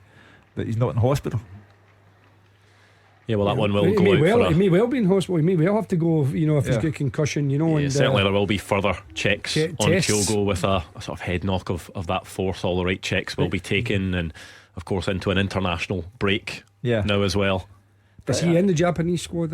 He's not normally. He's Maeda normally has been. Well, Kyogo I think Kyogo has been in a couple of recent squads as well. Not 100% sure whether he's due to go away with Japan, but you would assume that if he was, then that won't be going ahead. Brendan Rodgers spoke yesterday about Kyogo, Maeda, Yang, all being away mid-January to mid-February in the Asian Cup. But see, I'm still trying to get over the fact that two people thought that was a yellow card offence. Yeah, Graham Shinney was just over there having a chat with Rubizic. I have a feeling it may have been to try and maybe calm him down and get his head concentrated on the game rather than anything else. It's Barry Robson's job as well. What's he doing? Well, he's a skipper on the pitch, Hugh, and I think he's taking the responsibility. Yeah, there was a chance for Aberdeen. There was a flick at the near post by Miovski. It was an easy save in the end for Joe Hart, but the first real opening they've had in the second half, Aberdeen. Yeah, I think also from Celtic's point of view, they made a couple of changes, but sometimes it just takes a little bit of the stuffing out of you when you've lost Kyogo. You've maybe lost him to what you think could be a significant injury, and sometimes it just the players, the stadium, everything just changes a little bit. And Aberdeen just went a bit flat. Yeah, that's what I'm saying. It just sometimes knocks your stuff into everybody just for maybe 10 minutes, 5-10 minutes.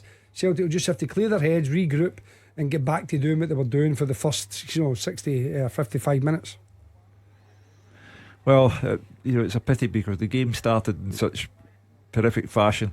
Aberdeen's approach seems to be just get in about them, just give away fouls. This guy's getting away with. Yeah, that's his second one. He's just, for me, he's lost it more than anybody else. He was lucky with O'Reilly. If you see it back, he's very lucky. And then he's just hacked down Yang there. He's got to be careful. Yeah, the ball comes in from Callum McGregor. It's headed away by Aberdeen this time. Graham Shinney's been having a word with him as well. As if Shinney's realised that they've lost the plot. Two of his defenders have lost the place altogether, and he's trying to say to them, this will not Could end be well. chance for Aberdeen here. Nice wee flick, wee back killer. He's never scored. He was so far beyond the front post. I liked it. I liked the movement. I liked the ball in. It got Devlin for once was up the pitch as a wing back. Good movement, but that's it. He's so far beyond the front post that I don't think any touch he gets on that is going to trouble Joe Hart. But he's had to improvise to get a shot on target, and that's what he's done. That's all he can do. You can't do too much more. If he stays behind the defender, he doesn't get a touch. So he's had to make the run across the face and get a little flick to it, and that's all. But for a guy who's very, very, I think he's only touching the Celtic box, and fair play to him. At least he's hit the target. But Celtic have got a wee bit ragged, as Gordon said there. They're not stringing the same amount of passes together, not quite as slick as they were in the first part of the game. And again, as I said, I think that impact injury to Kyogo's maybe just knocked the stuff in them a little bit, and they've just got to clear their heads. Will Barry Robson be happier with this half so far? I know Aberdeen haven't really shown any attacking threat, but they've maybe been a bit more solid defensively. Yeah, I think you'll be happier that they're still with their fingernails in this game, because at 2-0, if you can get that goal that just gives you a wee lift, they've sort of made Celtic go a little bit flat as well. So yeah, I think you'll be a bit happier with the second half. The overall performance, if you're involved with Aberdeen, you can't be happy with that. Well, earlier on, Gordon Dalziel brought in an Empire biscuit, was claiming it was for your birthday, Hugh, wasn't he? When really he just bought it and then realised it was your birthday after he came in. But I tell you what, we're a bit more prepared than that, Hugh, because here we are. We have. Look behind you, Hugh. The other side. Yay. There we are. It doesn't quite work on radio, I'll give you that, but there is a football birthday cake for Hugh. Hugh. There, that I would, if I were you, I would quickly blow out the candles before we get some. What on earth happened there? Gordon Dalziel. I took my finger off. I think the fire alarm's going to go. Yeah, that was a grenade. I'm not quite sure.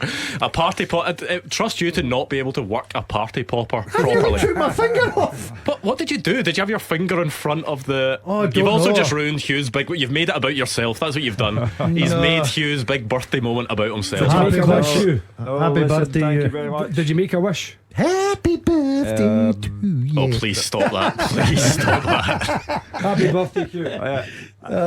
My wish is to see 75. Oh, That's a good Well, that's a what a great morbid wish. note that is. Thank you very much, Hugh. And on that happy-go-lucky note there. Yes. And still be enjoying your fine wine. I'll just get back and get Tony Bennett on now when I go home. Yeah. There we go. Have you got some birthday plans tonight to celebrate? They've all gone. Wife, The whole family children, through. They've all gone to Edinburgh to see a land. That's why it's a happy birthday. I was going to say that. You prefer it that way. You can sit with a glass of red, and enjoy. Hugh, get that cake cut. I'm starving. You need a knife. They call me Dazzler Four Fingers now. Don't let Gordon Dalziel anywhere near a knife after he's just that was almost injured himself trying to set off a party popper, which could be operated by You need to give anyone. him asbestos gloves the next time. Welder's gloves. I was so excited there as well. Nearly lost a finger. I thought when you have those buckets with sand in it for pyro, I thought we were going to have to bring one of those out just for. Somebody had to phone a Gordon Janny. I know. A bucket of sand. Yeah. Hugh, you get in there, right? Okay, I'll put that out. I'm normally the Janny. This is the most exciting thing that's happened this second half. Hugh's cake arriving. That does sum up Gordon Dalziel, doesn't it? Big birthday moment for Hugh Keevins, and Gordon tries to steal the show. I didn't try and steal anything. Unfortunately, there's a wee accident. That was a grenade. That wasn't a party. It's like an old World Cup boy to you, you know what I mean? It's an old World Cup boy. He's got the style. 60s, that's the 60s and that kind of style there. Hugh. Also, producer Chris didn't think this through either, because he was the one that bought the party poppers, and he's going to have to be the one responsible for the clean-up operation as well. So that's good. And I was going to say, Hugh used to stay. His place now is where the old Cannisburn Hospital was. So I think that's right. where Gordon has to go to get his burns attended to.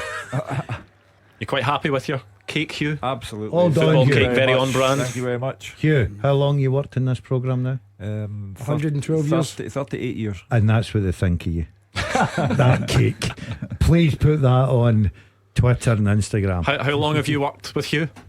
Oh, but I don't know, 13, 14 years. And you didn't even know it was his birthday today? Yeah, did I brought him in an 11. You found out it was his birthday when you walked into the office and Hugh told you it was his birthday. You said, "Oh, do you want an Empire biscuit, Hugh?" And Hugh said, "Oh, for my birthday." And you went, "Oh, is it your birthday?" Yeah, Of course, you went. Of course, I remember. That's why I went to Greg's for the outlet biscuits that are left over.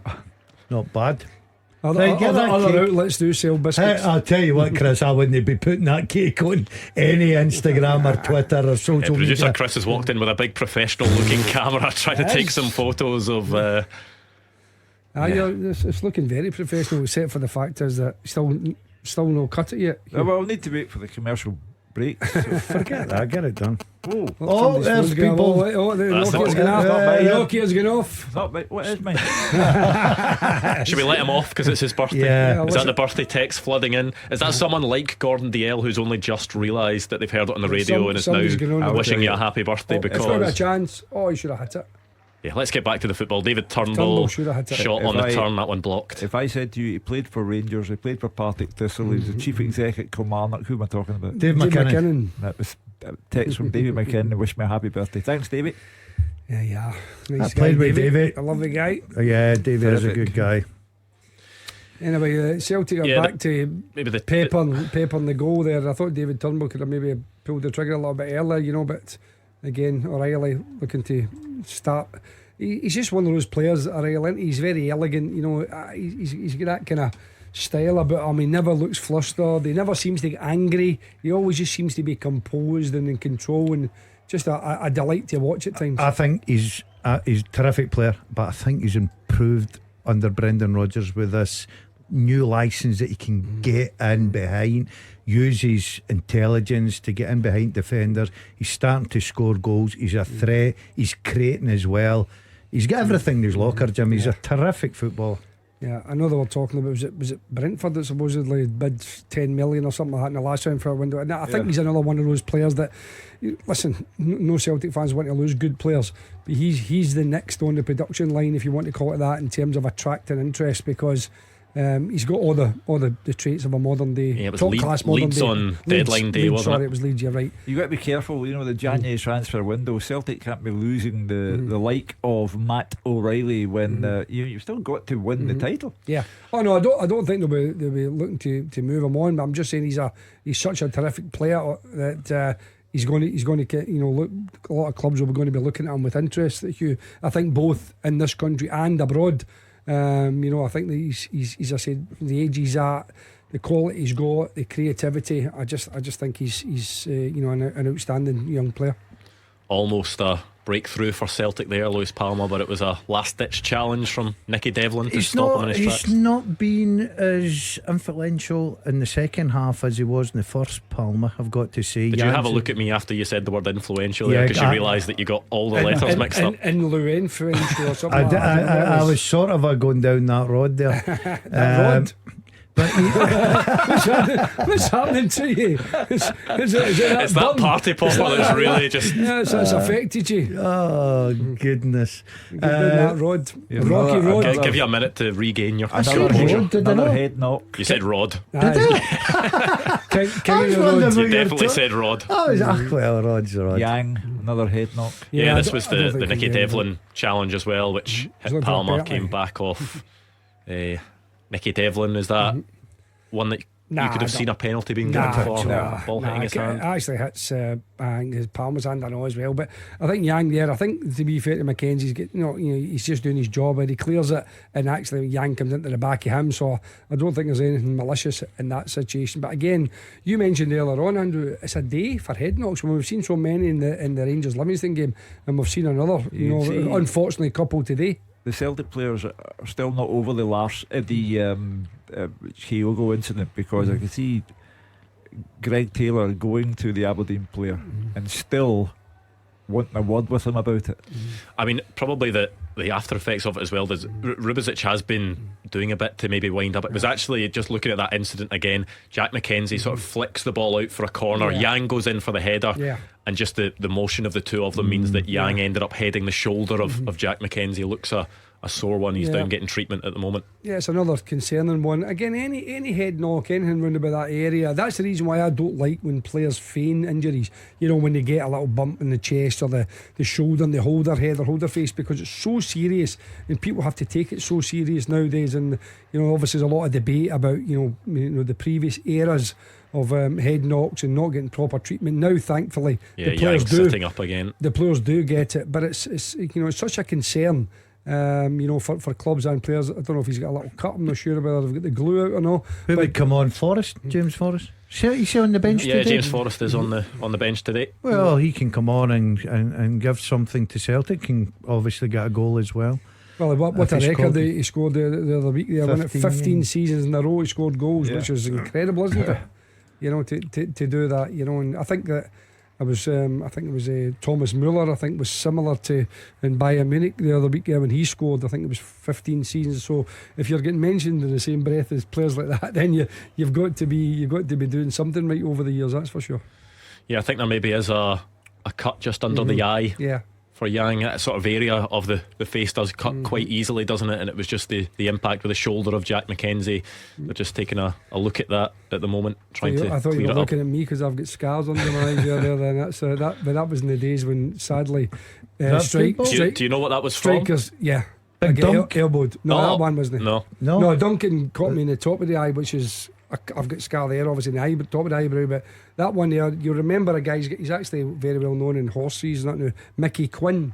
Mickey Quinn, big striker, big Newcastle. powerful striker. Was playing in a pre-season game, And I think it might have been Portsmouth or something. I can't remember who it was he was playing for at the time, but anyway, it might be Man City actually. He didn't play for Man City. I'm not sure, but anyway, played for a few clubs. I went to head it, and he's went, well, you take that with the elbow. But it was a full bang on depressed fracture and scar. So these are the type of things you get nowadays. It didn't affect my good looks, Gordon, so it's alright. Is Yang worse than we think because he's still getting treatment? Yeah, it's a cut that they're sort of attending to under his eye. You see it now, the Gordon. Hugh, you can see it now. I think they'll take him off again because it's on the cheekbone. It might be a wee hairline fracture. You don't know, so I don't think they'll take any chances with him. Why would you? You're 2-0 up. You're coaching the game. You'd be as well, making sure the player's safe, and you've got plenty of options on the bench. Yeah, you'd expect that change will be made at some point once he's finished getting treatment. But he's made his impact though, Yang. Yeah, I think he's been very good today. Got his goal as well. Good assist for, a terrific ball into O'Reilly for Kyogo's goal. I thought he's been very positive. He'll be happy with his work. A bit of a shiner there, and a bit of cut as well. But good to see him back to his feet. Yeah, but as Jim quite early says, they've got a good replacement, and James Forrest coming onto the pitch, plenty experience, brings so much to Celtic. For me, I still think James Forrest, and I keep saying this every time he comes on the pitch, he's still got a lot to offer. Yeah, after all that, there is a corner for Celtic, which originally didn't come to much, but there could be a big chance for a penalty. Well, he's put it wide, but then Jack McKenzie also looked as if he looked a bit sheepish after he looked a wee bit sheepish after the ball had gone. Certainly was claiming for a foul in there. We'll see this one again, but he gets the shot away, goes wide. Does Jack McKenzie foul him after the ball's away? So those ones are always up for debate, aren't they? Because sometimes referees don't tend to give them because the striker's already got the shot away. Sometimes you do see them given. Well, he certainly strikes him, but Willie Collum just. Do you know, when I seen that, I thought you're risking giving away a penalty kick here. But you're right, the ball was away, but he comes in late and takes him out. It shouldn't really matter if the ball was away, really. If you come in clattering into a player and you're late, then it should be a free kick. We said that with the goalkeeper. Normally if a striker toe pokes it past the goalkeeper, then the goalkeeper clatters into the player, then that's a penalty. And to me, I think he comes into the player. I know the ball's away, but he takes him out, Jim. Yeah, he takes him out. I'm saying it's a foul. If that's in the halfway line, it's a foul. That's the way you would look at it. Yeah, it's an official check going on. It's up on the screen, so check for a possible penalty for a foul. Jack McKenzie doesn't look too happy about it. But I think Mackenzie's response after it tells all. Penalty kick. Willie Collum is going to go to the screen. It's a penalty kick.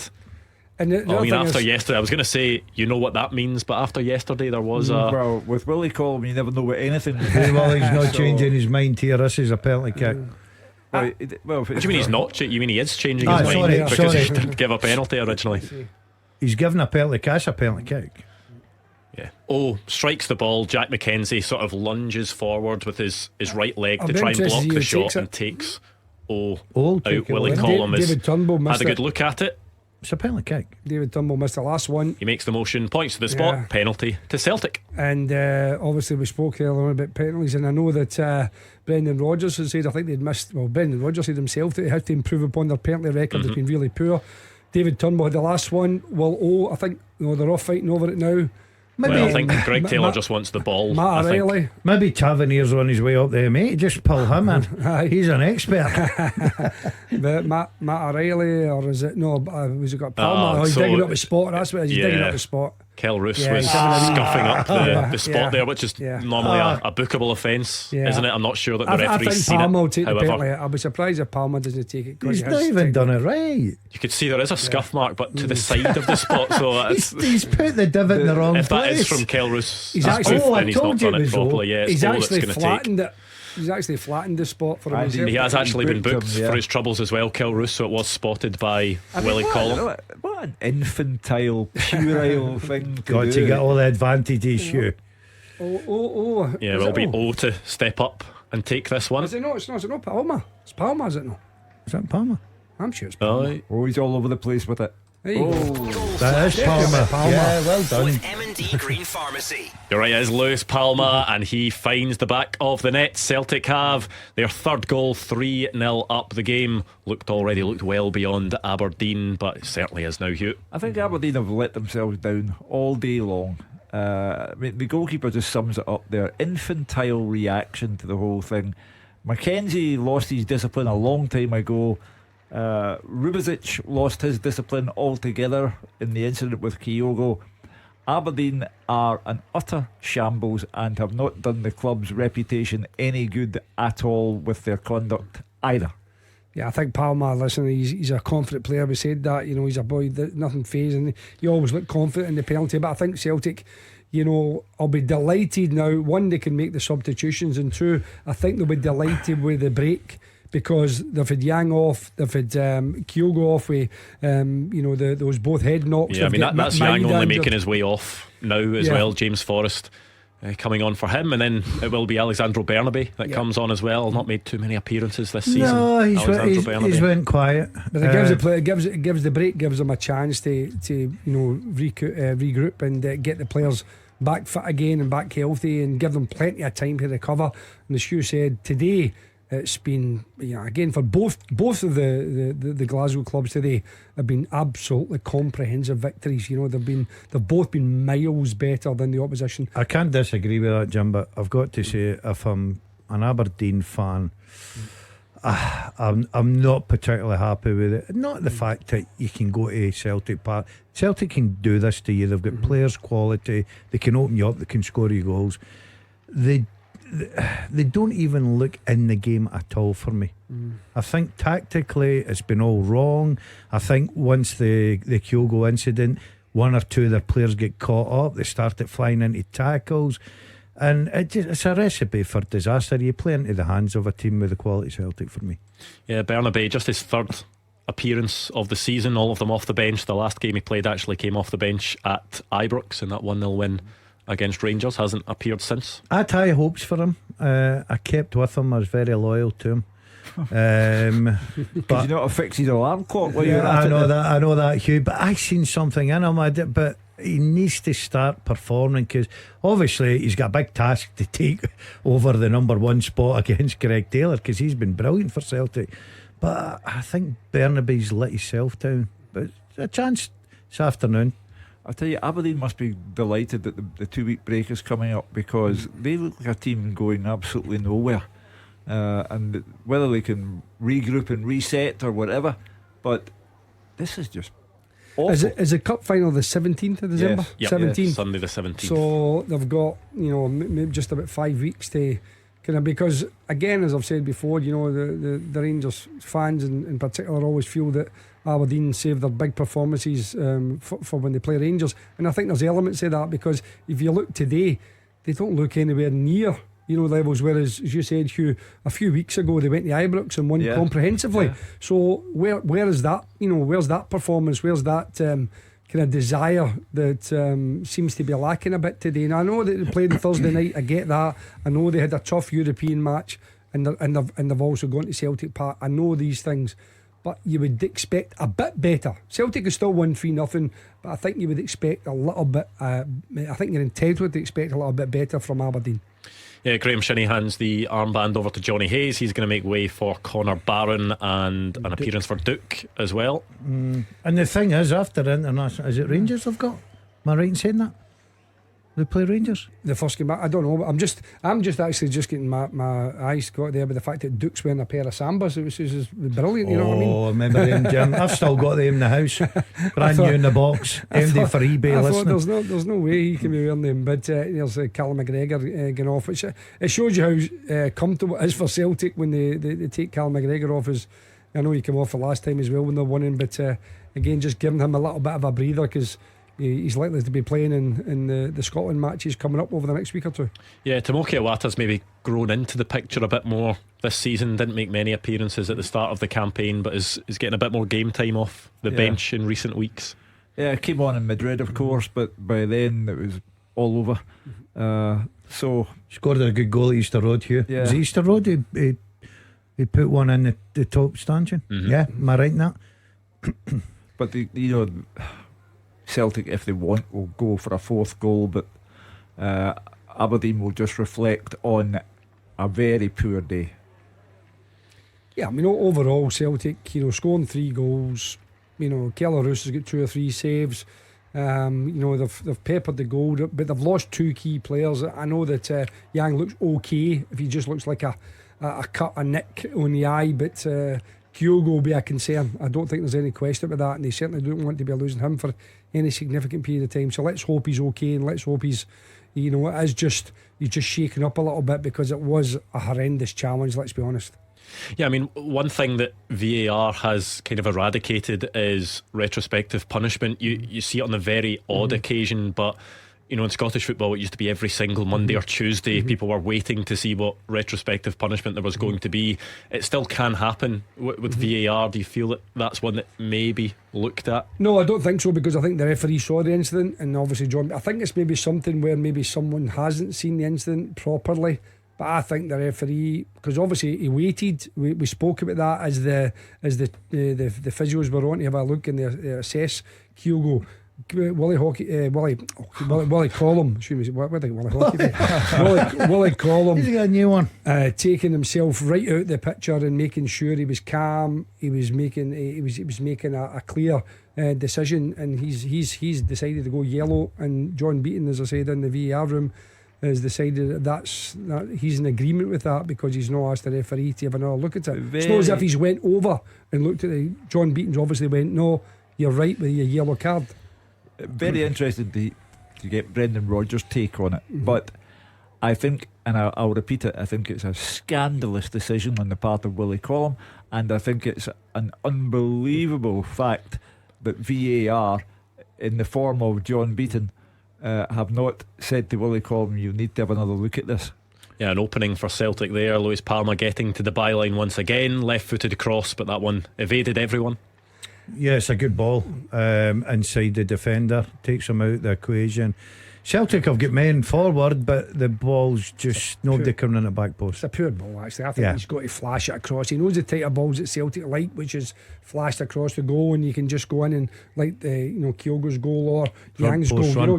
Just get it low and hard and whip it in. But just getting back to the incident again, Hugh. What I don't get is why John Beaton. I think common sense would say, Willie, have a look at this. Yeah. And see if Willie Collum goes over and decides to stick with his original decision. Yep. Fair enough. But I think it's worth having another look. And I think to say to him, listen, you don't need another look. It's fine. It's a yellow card. That's a kind of strange one for me. I think you betray players. You have a duty of care to the players, and I think they've been betrayed by Willie Collum and John Beaton. There is maybe a case that John Beaton has just looked at it and thought, by the laws of the game, he feels it is a yellow card offence. Yeah. Well, matter of personal interpretation then.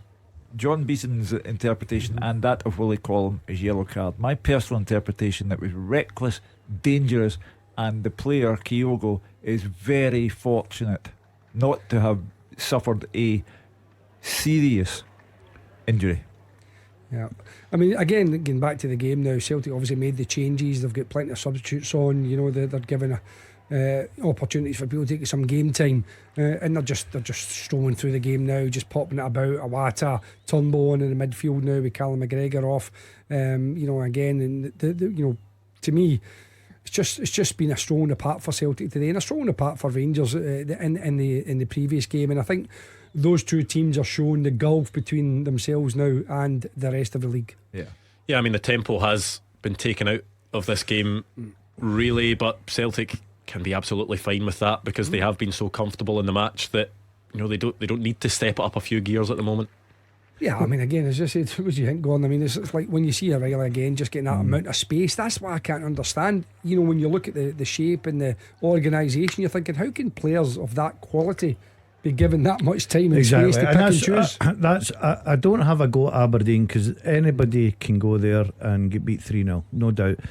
It's in the manner for me. It's not acceptable if you're an Aberdeen player, giving guys like that too much space. But you've got to say, if you're a Celtic fan getting along there today, you're looking for a response after the disaster on Tuesday night in Spain. your team's been excellent. They've been excellent. They've moved the ball about. They've scored some good goals. They've played some attractive football. They've cruised this afternoon. It's another 3 points. I think that's part of the problem in Europe, though. The fact that they're so comfortable and so far ahead of a team like Aberdeen, who, you know, you would think would be challenging for Europe. You know, that when it comes into these other games, when they're up against the opposition like Atletico, they've got literally no experience until they get into that game of playing that level of opposition, that quality. It's a completely foreign game to Celtic now to play against teams like that in Europe, like the likes of Lazio, the likes of Atletico teams like Madrid. Atletico, but in teams of Europe, and just quality. You know, it doesn't matter which country they come from. It's just the fact is that they're taking a game to Celtic, whereas domestically it just doesn't happen.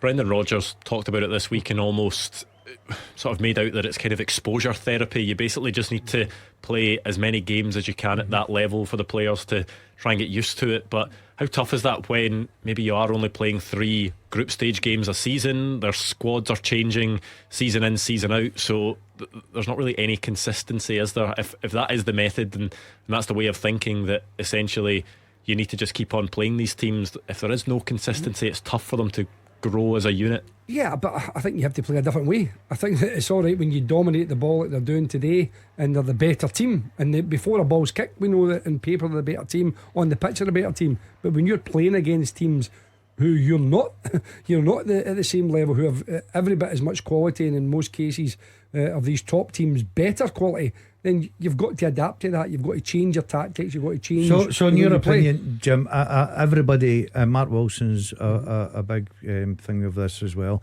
But why does Brendan Rodgers not, a top manager, look at that situation like you've just said, and a lot of pundits come out with that same thing? Why does a top manager like Brendan Rodgers not do that? Well, again, it's his philosophy, and he's sticking by. He feels the best way for his team to learn in Europe is to play their way. And you know, against the top teams, and you know, it's a bit like a young kid who's 14 playing in under 16s. He's good enough to go and play that level. He might get found out a little bit, but his development will be accelerated by playing against better players, and he obviously feels his team will accelerate their development if they get to that same level again. But as you said, Andrew, invariably it's different managers, different players the next year, so it's a similar sort of cycle. But listen, and domestically, as we've seen today, Celtic are outstanding and they're still the team to beat. You mentioned before the game Rangers have drawn it back to 5 points. It's back to 8 going into an international break, coming back towards the end of the month and almost into December, is a very, very healthy lead for Celtic to have, even in an improving Philip Clement Rangers side. Yeah, just 1 minute of the 90 to go. You'd expect there will be quite a bit of added time. There was that pretty serious head knock for Kyogo. Yang was down for a while as well after getting a cut below his eye. So I think there will be there'll be quite a bit of this game left. And I wonder what will he'll add on for the loss of my finger at Hugh's celebration of his birthday cake. Like Aberdeen will be desperate just to get themselves into the dressing room and back up the road and work on the international break. I think Aberdeen have been really poor, but I'm taking nothing away from Celtic. I thought from first whistle they've been excellent. Yeah, it's not the type of performance that Aberdeen would want going into an international break either. It's the type of thing that you have to stew over for a couple of weeks. Yeah, no manager does. You'd rather get with a good result, give the players a few days off. You don't come under a spotlight. 10 minutes added. Yeah. But if you start, there'll be a programme organised for Aberdeen as Forest gets a chance to go through here. No, you just wonder if Barry Robson will tweak that, because he can't. He'll probably come out and he'll talk about Thursday night. But Celtic, I know they were Tuesday. You've still got to put a little bit more into the game. Celtic it's been too easy, and if you sit off a team with the quality that Celtic have got, this is the end result. They're lucky to get out 3, to be quite honest with you. If their first game after the break is Rangers, yeah, it is Rangers. They play Rangers at home. It doesn't matter. They could play them in Saltcoats and it will be the same outcome, because they're a very poor team. Yeah, I disagree with you, as I said, because I think that they are different when they play Rangers. I think that they are different at home. The fans, I think, get behind them. They almost force them to be more positive, to be more on the front foot, to be more, you know, I mean, I would use the term aggressive, but I'm talking about football aggression in terms of closing people down, you know, making those runs in behind. And I think they will be different when they go to play Rangers in a couple of weeks' time. But the one thing that would concern you, if you're an Aberdeen fan, taking, you know, all that aside, and I know Barry Robson's come out quite bullishly and say we're in the cup final, you know, we're still, there's a goal for Celtic. Goal flashes with M&D Green Pharmacy. David Turnbull doing what he so often does, shot at the edge of the box. Quite often it goes into the top corner, but this one in at the near post, hit the near post and goes past Kelroos into the net. Is another goal for David Turnbull. Well, yeah, and you know, this is his trademark, goals from outside at the penalty area. The score line now begins to resemble Celtic's dominance in the match. It's 4, it could have been 6 or 7. How good is he at that? He's actually saying to the goalkeeper, I'm going to get into that other corner, and then he just reverses that. That is class. That's absolutely brilliant finishing. Yeah, that is a brilliant goal. And again, the build-up play, I mean, Liam Scales gets it, breaks forward, gives it to Palmer, he checks inside, plays a lovely little pass into Turnbull. The ball's never left the grass. You know, it's what I would call a typical Celtic footballing goal. And then it comes to David Turnbull, just opens his body up, and exactly what Gordon says, gives a go with the eyes, thinks he's going to go far post, goes near post, reverses it in. I mean, no more than Celtic have deserved today, being the 4-0 scoreline.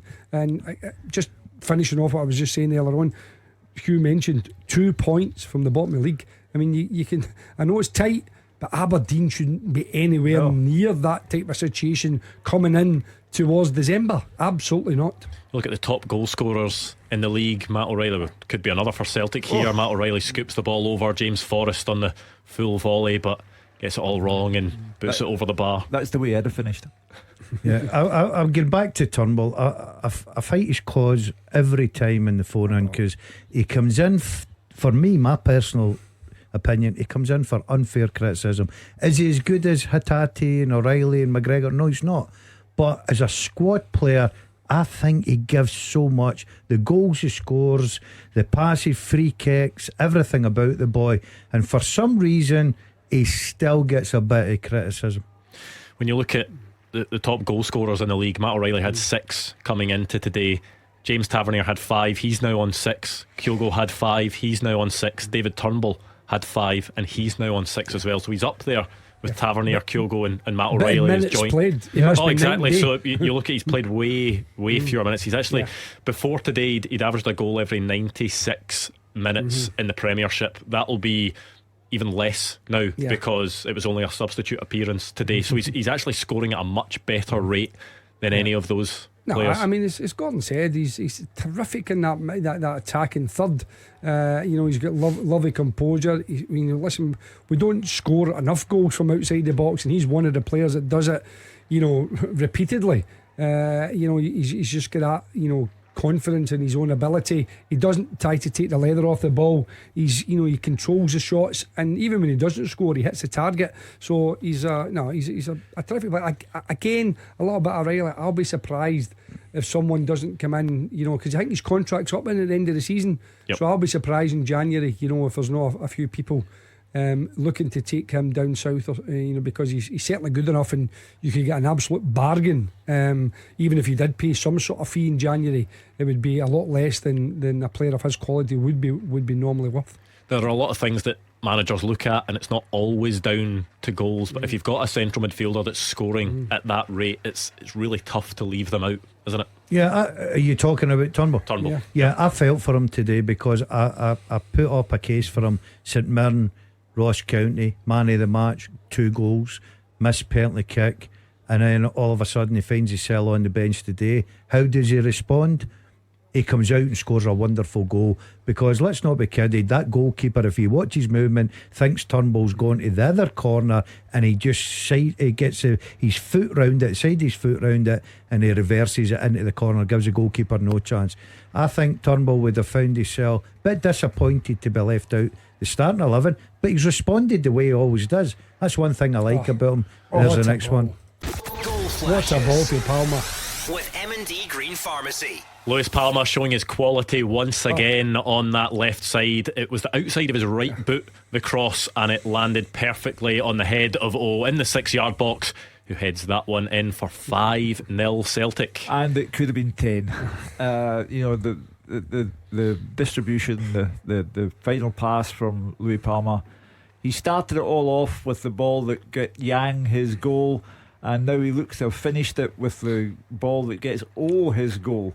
So it's been an outstanding display from Palmer, outside of the foot, and Celtic getting no more than they deserve out of this game. I mean, doing that celebration of just polishing the boot of Lewis Palmer, and you can see why, because it's a sensational cross, is it? It's as good as you'll ever see. Outside the foot, right on his head, takes the defenders out the game.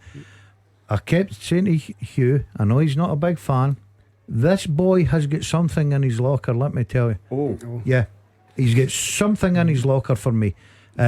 He's not had a lot of game time, but he always looks a threat for me. He can get a goal, but you will not get an easier goal from an absolute brilliant cross. You say sometimes that the assist is better than the goal, and that was a perfect example.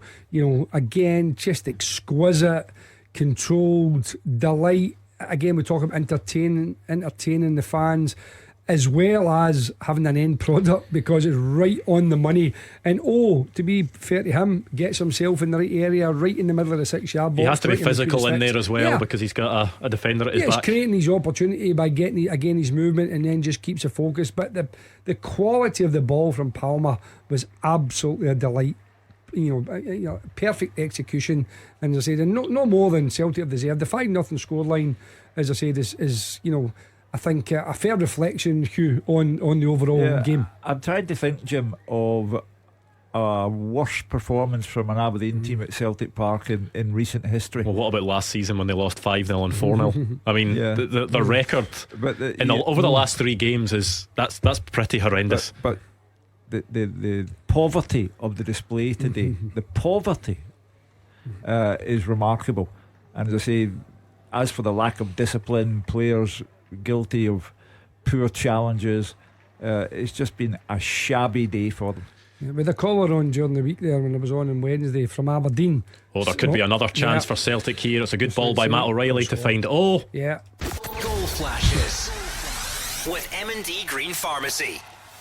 And he makes no mistake, 1-on-1 with Kel Roos. Gets his second goal in a matter of a couple of minutes, and that is a big contribution for him at the end of this game. We talked about David Turnbull, and we talked about his minutes per goal ratio. Also has a very good minutes per goal ratio. I think he scored every 87 minutes for Celtic last season since joining in January. That was 7 goals he got in half a season. He's now got 3 goals for the campaign he's got now, and he's not played a lot of football whatsoever. I'll tell you what I like about for O'Reilly's pass as well, and a great finish again, reversed it again, Gordon. Yeah, but I'll tell you what I like about that. He looks up there, he could have taken the easy option. He's got people on his right hand side. I'm telling you, I've said it from day one. There's something about him, Hugh. I think that he just needs a bit more game time. It's just so tough, isn't it, when you've got Kyogo exactly ahead? I'm not saying he's to replace Kyogo. I think this guy can give you something, and he's starting to show it. I see a young man that's come over to different football. He's taking his time to bed in. He's not had a lot of game time. Is he 22? 20 years old? He is 22. Yep. Yeah, I mean, that's still very, very young. Full time at Celtic Park. Let's speak to Roger Hannah. Full time, Celtic 6, Aberdeen 0. One of the most one-sided wins Brendan Rodgers' side will enjoy all season, and it was totally deserved for domination of the dismal Dons. The Hibs front 3 of Yang Hyun-jun, Kyogo Furuhashi and Lewis Palmer all scored, and then in stoppage time, substitute David Turnbull and Oh Hyung-gyu, who got 2, added the real gloss to the scoreline. Yang and Kyogo both off with second half head knocks that'll worry Brendan Rodgers, but on the bright side, Celts are 8 points clear again at the top of the Premiership tonight. There were early chances spawned by Matt O'Reilly and Kyogo, but the opening goal was delayed only until the 9th minute. The outstanding Lewis Palmer making progress down the left, knocking a ball to the back post, and the other winger Yang came in to head his first Celtic goal. beyond Kellaroos. It was 2-0 in 16 minutes. Matt O'Reilly making progress to the byline in the right. His cut back knocked home with ease at the near post by Kyogo for his 6th in the Premiership this season. Now joint top scorer. Aberdeen barely seen an attack. Johnny Hayes had one effort. He sliced woefully wide in the first half after being put through by Dante Polvara. But that first period ended with a trio of fine saves by Kellaroos to deny Kyogo, Odin Thiago Holm and Palmer. The start of the second half overshadowed by a horrible head knock for Kyogo. Slobodan Ruzovic challenging for him. Celtic players furious with the force of Rubicic's challenge. He was booked by referee Wally Collum, but not upgraded to a red card by VAR. Lengthy treatment by both players. Kyogo got to his feet, he looked dazed and he went off to be replaced by O. Aberdeen had one chance in the second half. Nicky Devlin up the right, a lovely flick at the near post by Majowski, and Joe Hart making his only save of the day. Yang then needed lengthy treatment for a head knock after an accidental clash with Jack McKenzie as the ball went for a corner. He too needed to come off to be replaced by James Forrest. O was then had a shot wide, but he was caught late by McKenzie in the box. Initially referee Collum just waved play on and gave a goal kick, but then it went to VAR. There was a penalty check. Collum went to the screen. He changed his mind. It was a spot kick, and Lewis Palmer slammed it past goalkeeper Brendan Rodgers. Much happier with that spot kick after recent misses. With the injuries to Kyogo and Yang, there were 10 minutes of stoppage time added on by referee Collum, and Celtic went to town in those 10 minutes. Substitute Turnbull taking a pass from Kalman, reversing a lovely right foot shot past Roos and off the near post. It was 5-0. Palma again the creator, this time curling a ball in with the outside of his right foot from the left hand side. An easy close range header for O for 5-0. But Celtic weren't finished there. O'Reilly through to O. He burst clear on Roos and slipped it in at the near post again for 6-0. The Dons 5.5 years now without a win at Celtic Park. Their last 3 visits this calendar year: 4-0, 5-0, now 6-0. It's just 6 weeks till they're back in Glasgow for the Viaplay Cup final against Rangers at Hampden.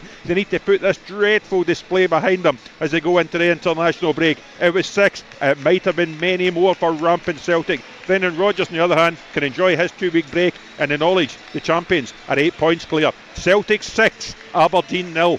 What a day in Scottish football. It started off with Rangers' 2-0 win over Livingston. That doesn't even tell half the story of the game either. And then full time there at Celtic Park. Celtic 6, Aberdeen 0. And now it's over to you. Plenty of talking points from today's game. We are here until 5 o'clock, so we want to hear from you. 0141 951 1025. Give us a call and you could be up next. Clyde One Super Scoreboard with Call Robert Accident Repair. Run a fleet of vehicles, let Robert manage them whatever the accident.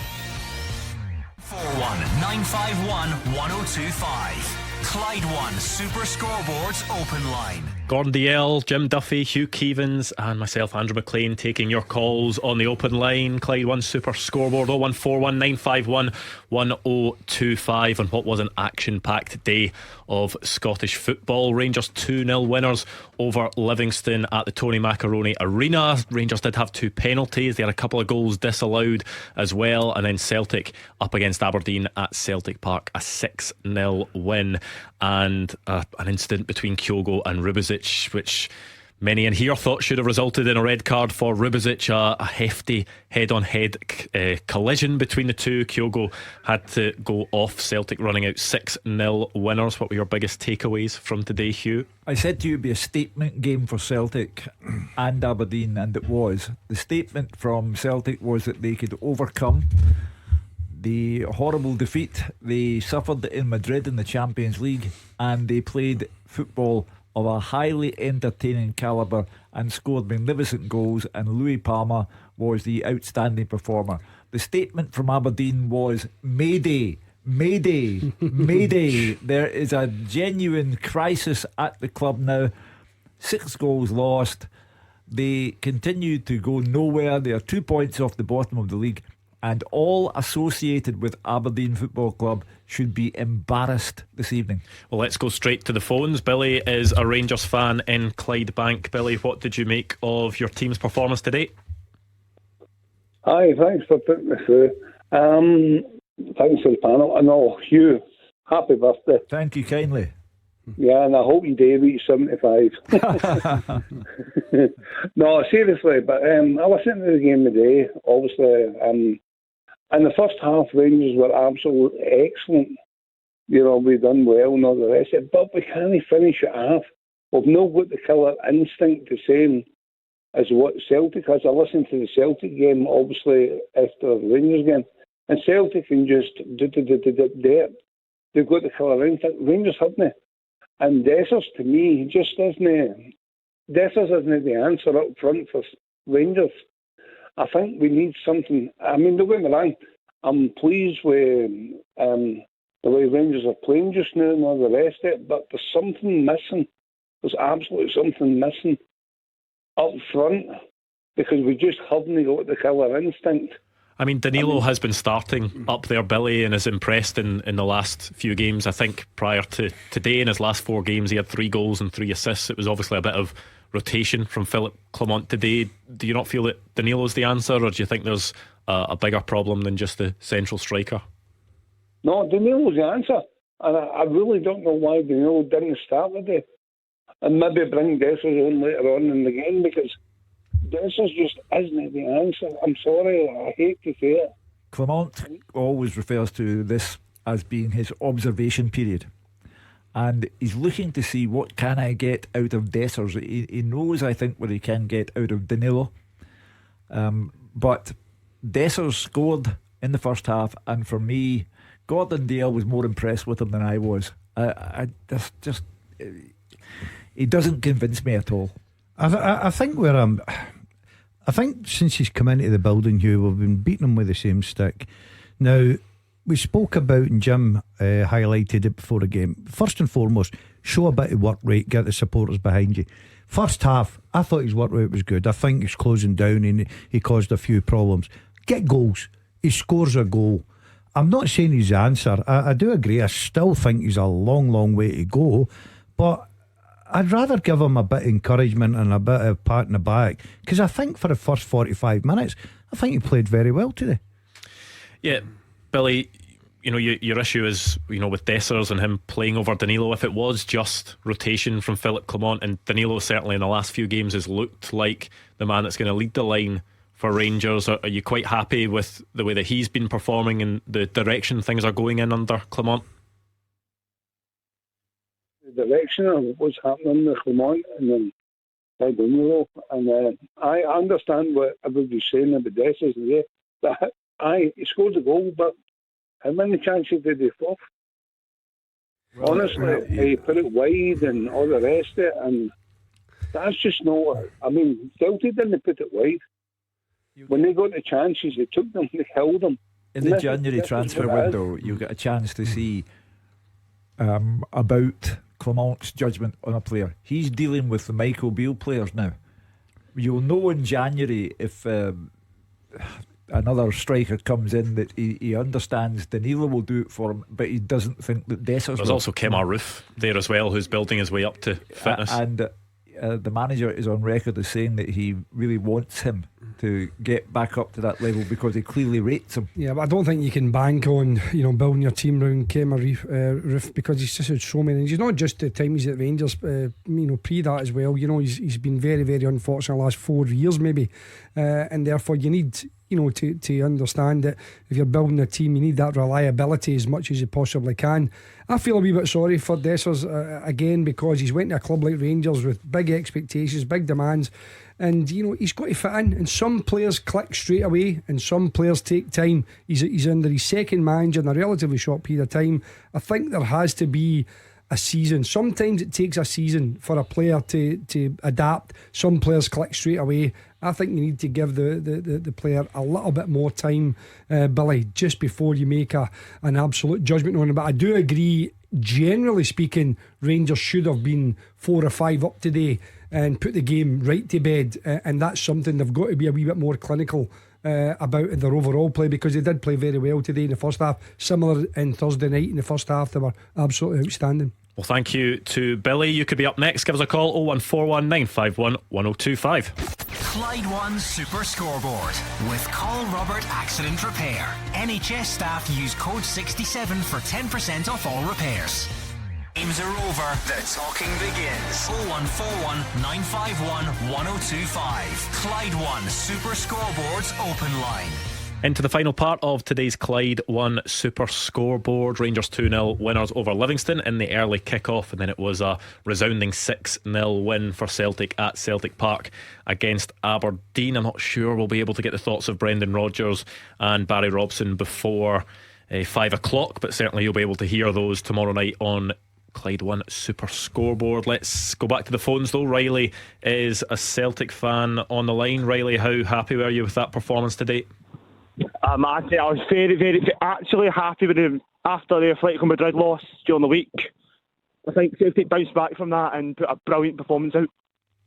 Yeah, I mean, was that the big thing? Was people may look at that result, Hugh, during the week and looking to see what the reaction was or what effect it would have on Celtic, and if there was anyone questioning it, Celtic certainly came out and answered them. There is no other way of looking at it. Celtic in Europe at the moment are out of their depth, and Tuesday in Madrid was an embarrassment. Today, ironically, with the same 6-0 scoreline, they have redeemed themselves domestically.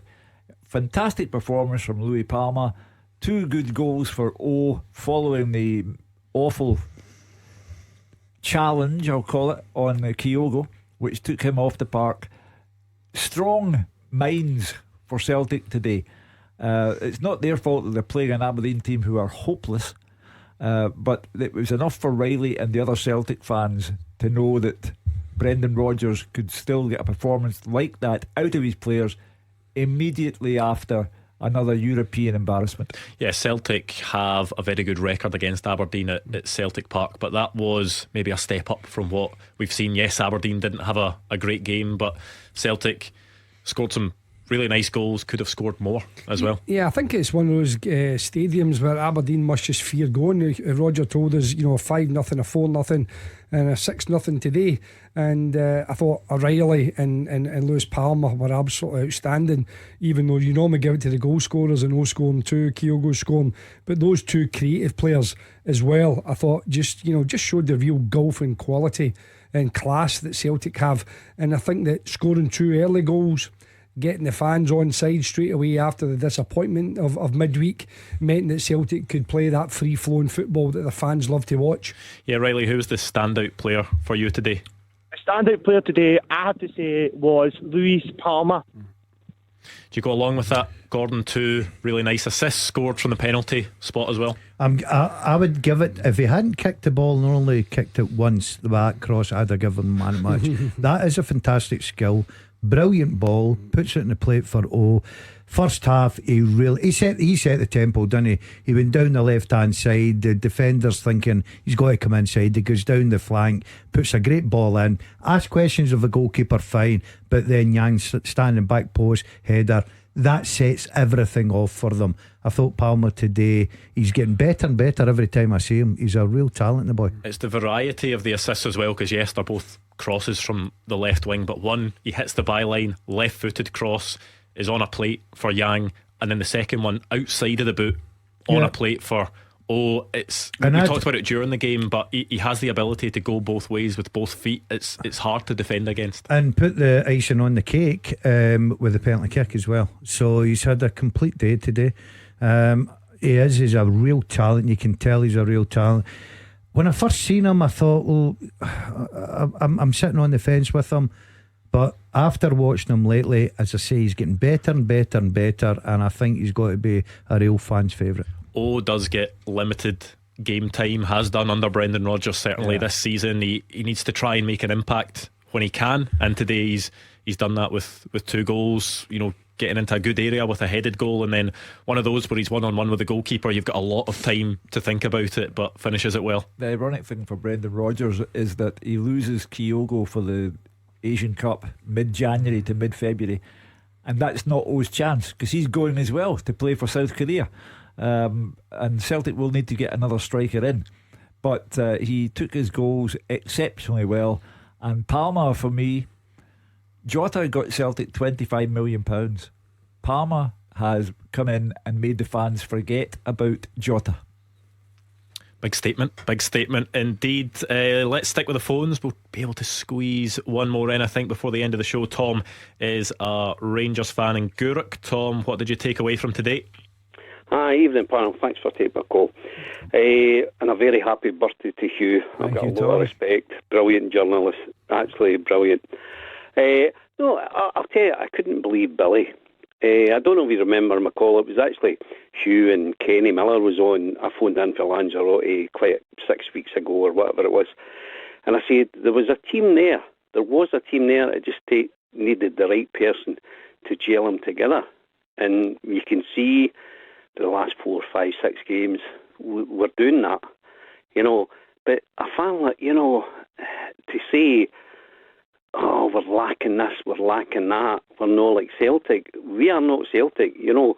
Give the guy a chance. He's basically only in the door, and to get a tune out of these players, the way they're playing, I think, is amazing. You can see, look at every player in that park. He's changed everyone. I'll say this to you. Every player. I'll say this to you, Tom. That you look at that Aberdeen team today, who've shipped 6 goals at Celtic Park. They went to Ibrox and won 3-1. How bad had Rangers gone under Michael Beale? And that's the difference that Clement has made. He has taken that team, who were shameful that day, who emptied half the ground because they were so poor. He has taken that same bunch of players, and it's 4 games played in the league, 4 games won. That's the difference that Clement is making, Tom. When Philip Clement is asked about the good results and the good start, he pretty much always says that, you know, it's not about, you know, the early results. It's about making sure that the team keeps on building. He said he wants to build a machine. He says they're not there yet, and it's a case of doing it over a matter of months. So that'll be the message that he keeps on reiterating to his Rangers team, that, you know, no matter if they have a few good results at the start of his reign, he needs to make sure that this continues and continues. First impressions, he's been excellent. I think the Rangers fans are excited going forward, getting victories. Tom's right, he's getting a tune out of the players. He's just in the door. He's still to get a lot of his ideas over to the players going forward. Secondly, the biggest one is he's still his own players to bring in. So I think if you're a Rangers fan under this new manager, you're thinking you're in a good place. I mean, having your own players to bring in doesn't always work either, does it? Look at Michael Beale. People talked about him having his own players to bring in, turned out to be Cyril Dessers and Sam Lammers, but Rangers fans will certainly be intrigued to see what Philip Clement has up his sleeve if he's to go into the market in January. Rangers did need to overhaul their squad, because their squad wasn't good enough. That was shown last year by not challenging Celtic for the league, so they had to change it. And obviously Michael Beale decided to bring in those players, and some have been a success, some haven't. But Philip Clement is Hugh said, you know, an observation period. He's assessing these players just now. He's seeing who fits into the way he wants to play, and so far everyone's bought into it. They've all you know, the work ethic, you know, the pressing, as well as, you know, taking the game to the opposition. It's all coming to plan. Those players have improved, as Hugh said.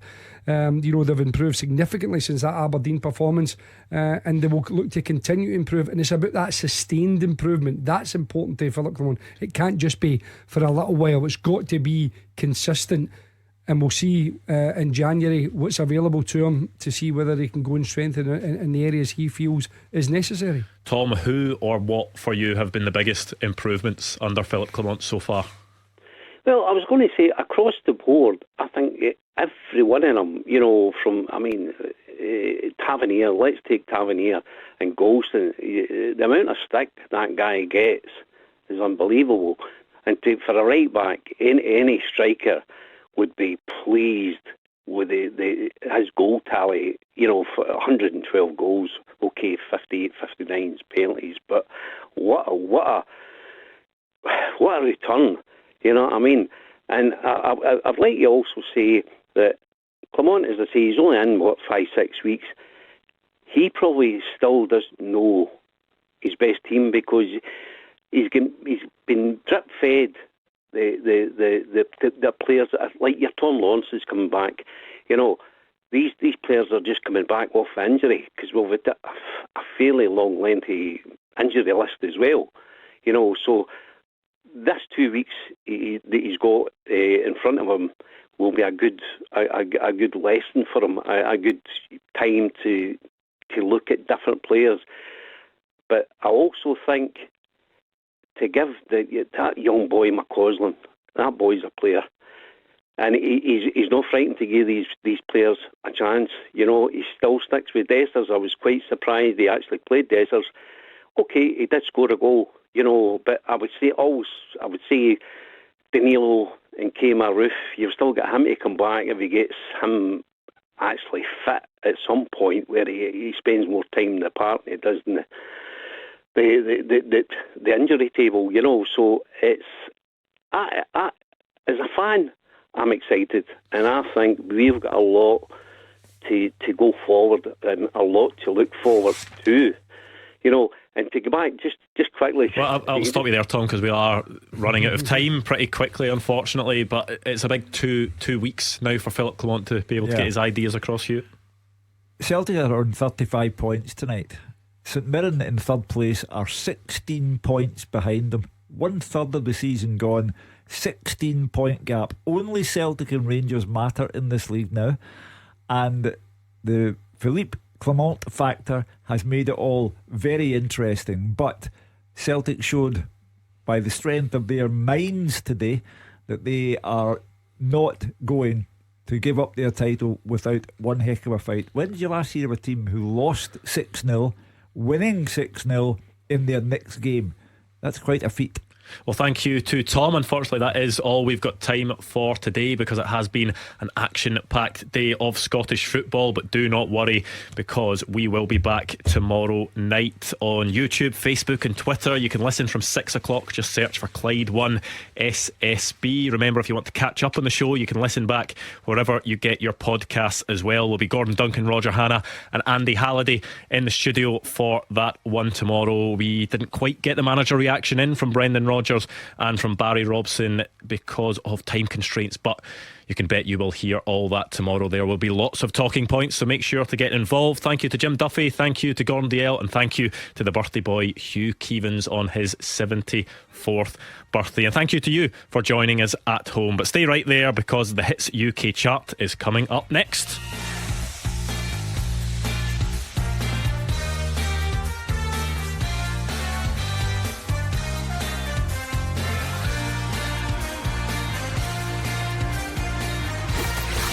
Super Scoreboard with Call Robert Accident Repair. They'll collect, repair and deliver your vehicle, providing a hassle-free service. The moment you hold your grandson for the first time. The moment you say goodbye to a loved one for the last time. The moment it's time to hand over the family business to your daughter. Owen Mitchell's legal and financial experts understand the complexities of life. We offer a tailored service to help you plan for the future and protect your legacy, so you can enjoy the moments that matter. Authorised and regulated by the Solicitors Regulation Authority.